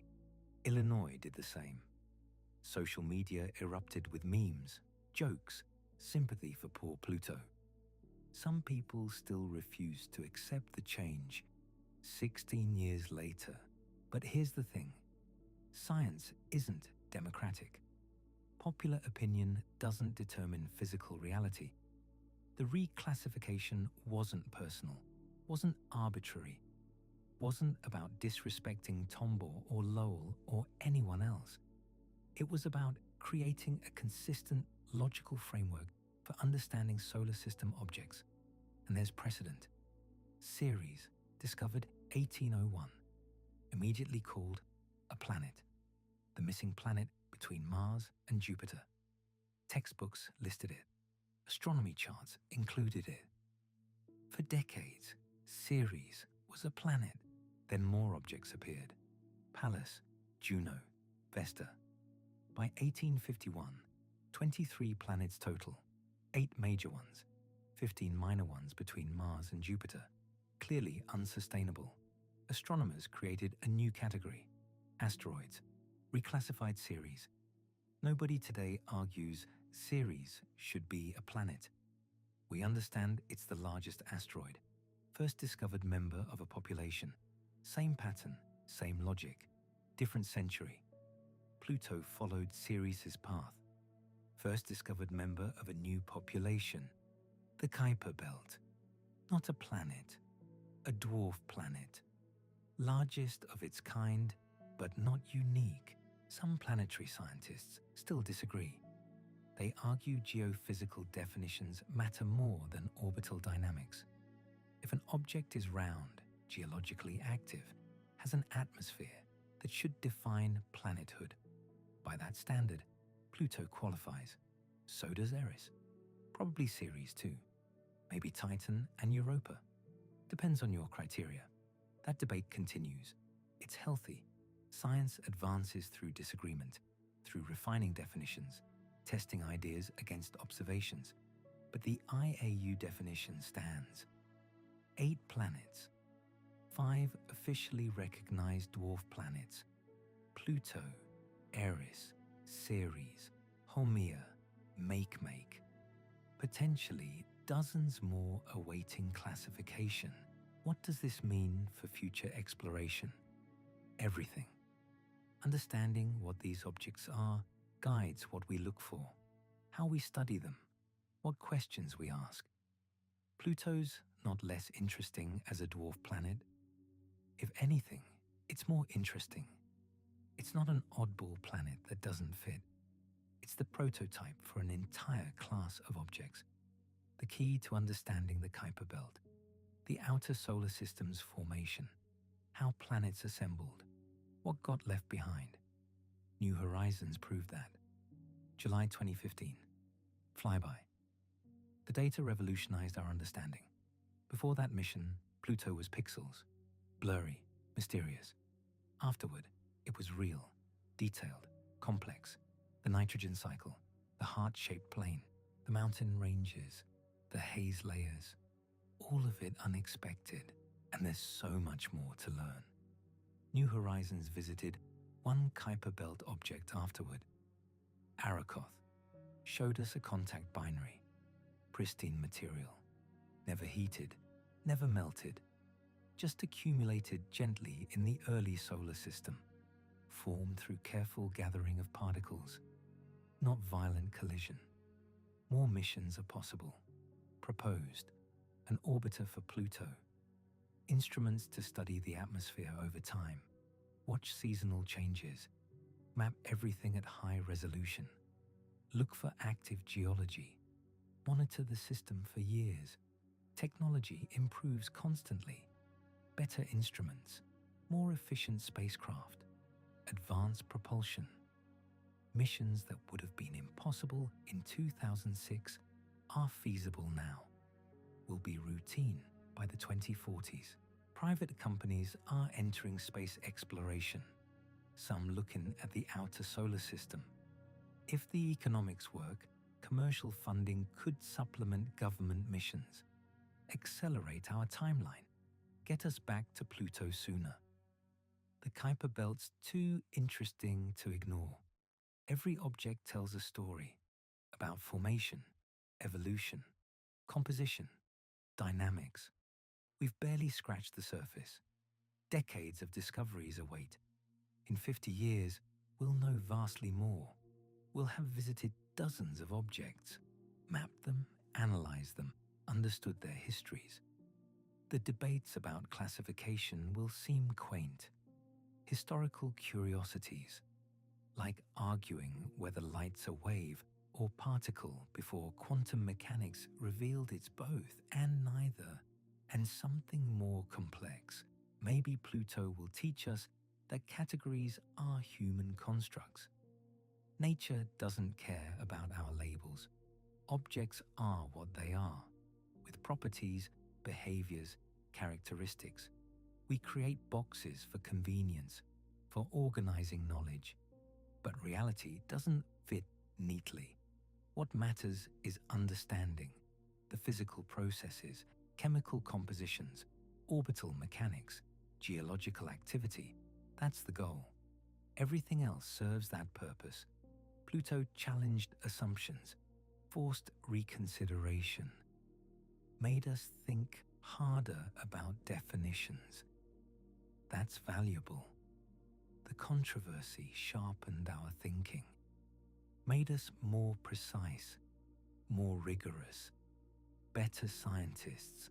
And Pluto's still there, orbiting peacefully, hosting Charon, Styx, Nix, Kerberos, Hydra, displaying its colorful terrain, running its nitrogen cycle, existing exactly as it always has, unbothered by our debates, unconcerned with our labels, just being Pluto, waiting for our next visit, ready to reveal more secrets, to teach us more lessons about the solar system, about planetary science, about how much we still have to learn. That's the real story, not the demotion, not the controversy, not the hurt feelings. The story is discovery, understanding, the endless process of learning more, getting closer to truth, however uncomfortable that process might be, because science isn't about protecting feelings, preserving traditions, maintaining comfortable beliefs. It's about following evidence, refining understanding, accepting better explanations when they emerge. Pluto's reclassification did that. It hurt. People protested. But it moved us forward, gave us better framework, clearer categories, more accurate understanding of what we're actually looking at when we survey the solar system. And maybe, decades from now, we'll revise things again. New discoveries, new contexts, new understanding. That's how it works. That's how it should work. For now, Pluto remains what it's always been. A fascinating world at the edge of explored space, smaller than we once thought, different than we expected, more interesting than we imagined, still teaching us, still surprising us, still waiting out there in the dark, ready for our return. The truth is, we might never fully agree on what to call Pluto. And honestly, that's perfectly fine. Because here's what the whole debate revealed. Science isn't a fixed set of facts handed down from authority. It's a process, messy, contentious, self-correcting. We make observations, form categories, then observations force us to reconsider those categories. That's not failure. That's exactly how it's supposed to work. The astronomers who voted in Prague weren't trying to hurt anyone. They were attempting something genuinely difficult, creating a definition that made logical sense while acknowledging that new discoveries kept complicating the picture.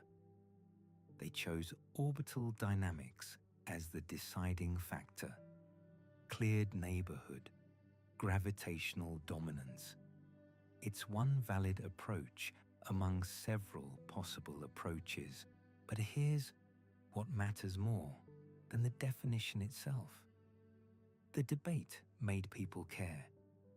Millions of people who hadn't thought about planetary science in years suddenly had opinions about orbital mechanics. Kids who might never have learned about the Kuiper belt now know it exists because of the Pluto controversy. Teachers had to explain why classifications change. That's valuable education, not despite the controversy, because of it. And look what happened after the reclassification. Did funding for Pluto research collapse? Did scientists stop studying it? Did New Horizons get cancelled? No. The mission flew, returned stunning data, revealed a world more complex than anyone imagined. Pluto's scientific importance didn't depend on its classification. Never did. The geologists studying Pluto's nitrogen glaciers don't care whether it's officially a planet. The atmospheric scientists modeling its seasonal cycles don't care. The researchers analyzing its interior structure don't care. They're doing science. Classification is just organizational framework, useful for some purposes, irrelevant for others. Maybe that's a real lesson. We got hung up on labels while missing the bigger picture. The outer solar system contains incredible diversity. Dozens of large objects, each unique, each interesting, each worth studying. Whether we call them planets or dwarf planets or Kuiper belt objects doesn't change what they are.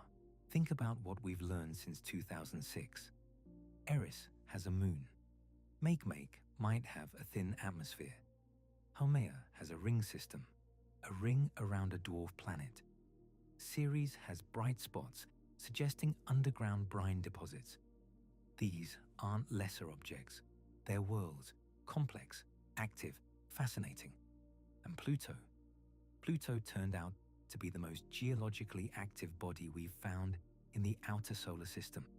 Active, present tense, 4 billion years after formation, somehow maintaining internal heat, driving surface processes, creating features we're still trying to explain.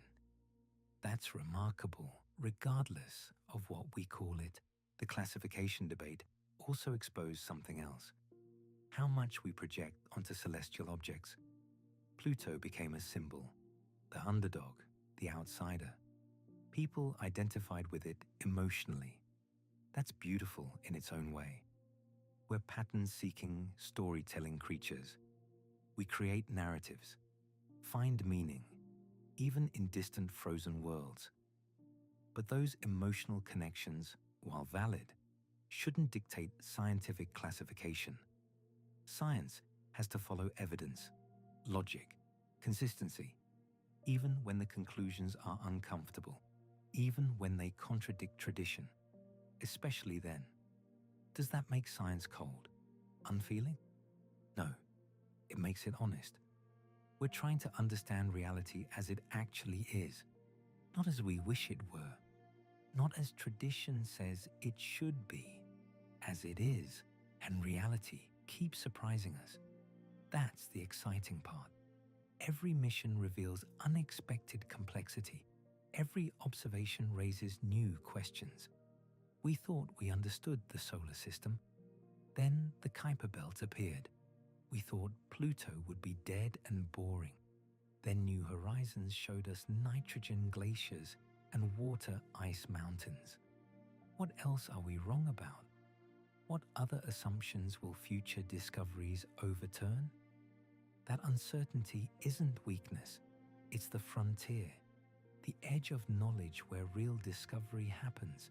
50 years from now, maybe 100, we'll have visited dozens of Kuiper belt objects, studied them up close, understood their formation, their evolution, their diversity.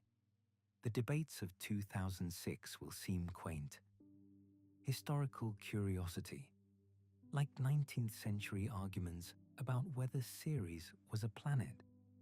Future students might look back and wonder why we cared so much, why we got so emotional about classification schemes. They'll have grown up with a different solar system model, one that includes multiple populations of objects, each interesting in their own right. They won't see hierarchy, just diversity, or maybe they'll face their own classification crisis.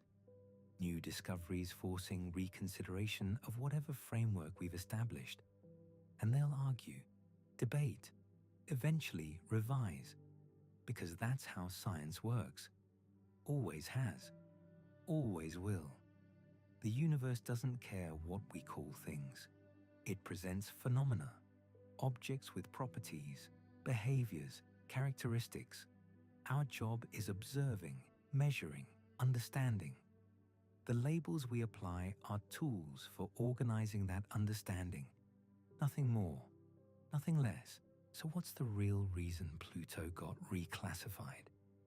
Not because it was too small, not because astronomers were mean, not because traditions don't matter, because our understanding of the solar system evolved. We discovered context we didn't have before. That context required updating our framework. Simple as that. Was the process perfect? No. Could it have been handled better? Probably. Will everyone agree with the outcome? Never. But that's okay. Science advances through disagreement, through testing ideas against reality, through refining definitions when new evidence demands it. Pluto's still out there, still orbiting, still hosting its moons, still running its nitrogen cycle, still being exactly what it is, completely unconcerned with our debates, waiting for our next visit, ready to reveal more secrets, to teach more lessons about how much we still don't know. And maybe that's what the whole controversy was really about. Not definitions, not classifications, not even Pluto itself, but the uncomfortable recognition that we're still learning, still discovering, still revising our understanding, that the universe is bigger and stranger and more complex than our categories can capture. That's not something to mourn. It's something to celebrate, because it means there's still mystery out there, still wonder, still discoveries waiting to surprise us. The Pluto debate isn't the end of anything. It's a reminder that the best part of science Is everything we haven't figured out yet? Everything still waiting in the dark beyond Neptune? Every question that leads to 10 more questions? That's where the real adventure begins,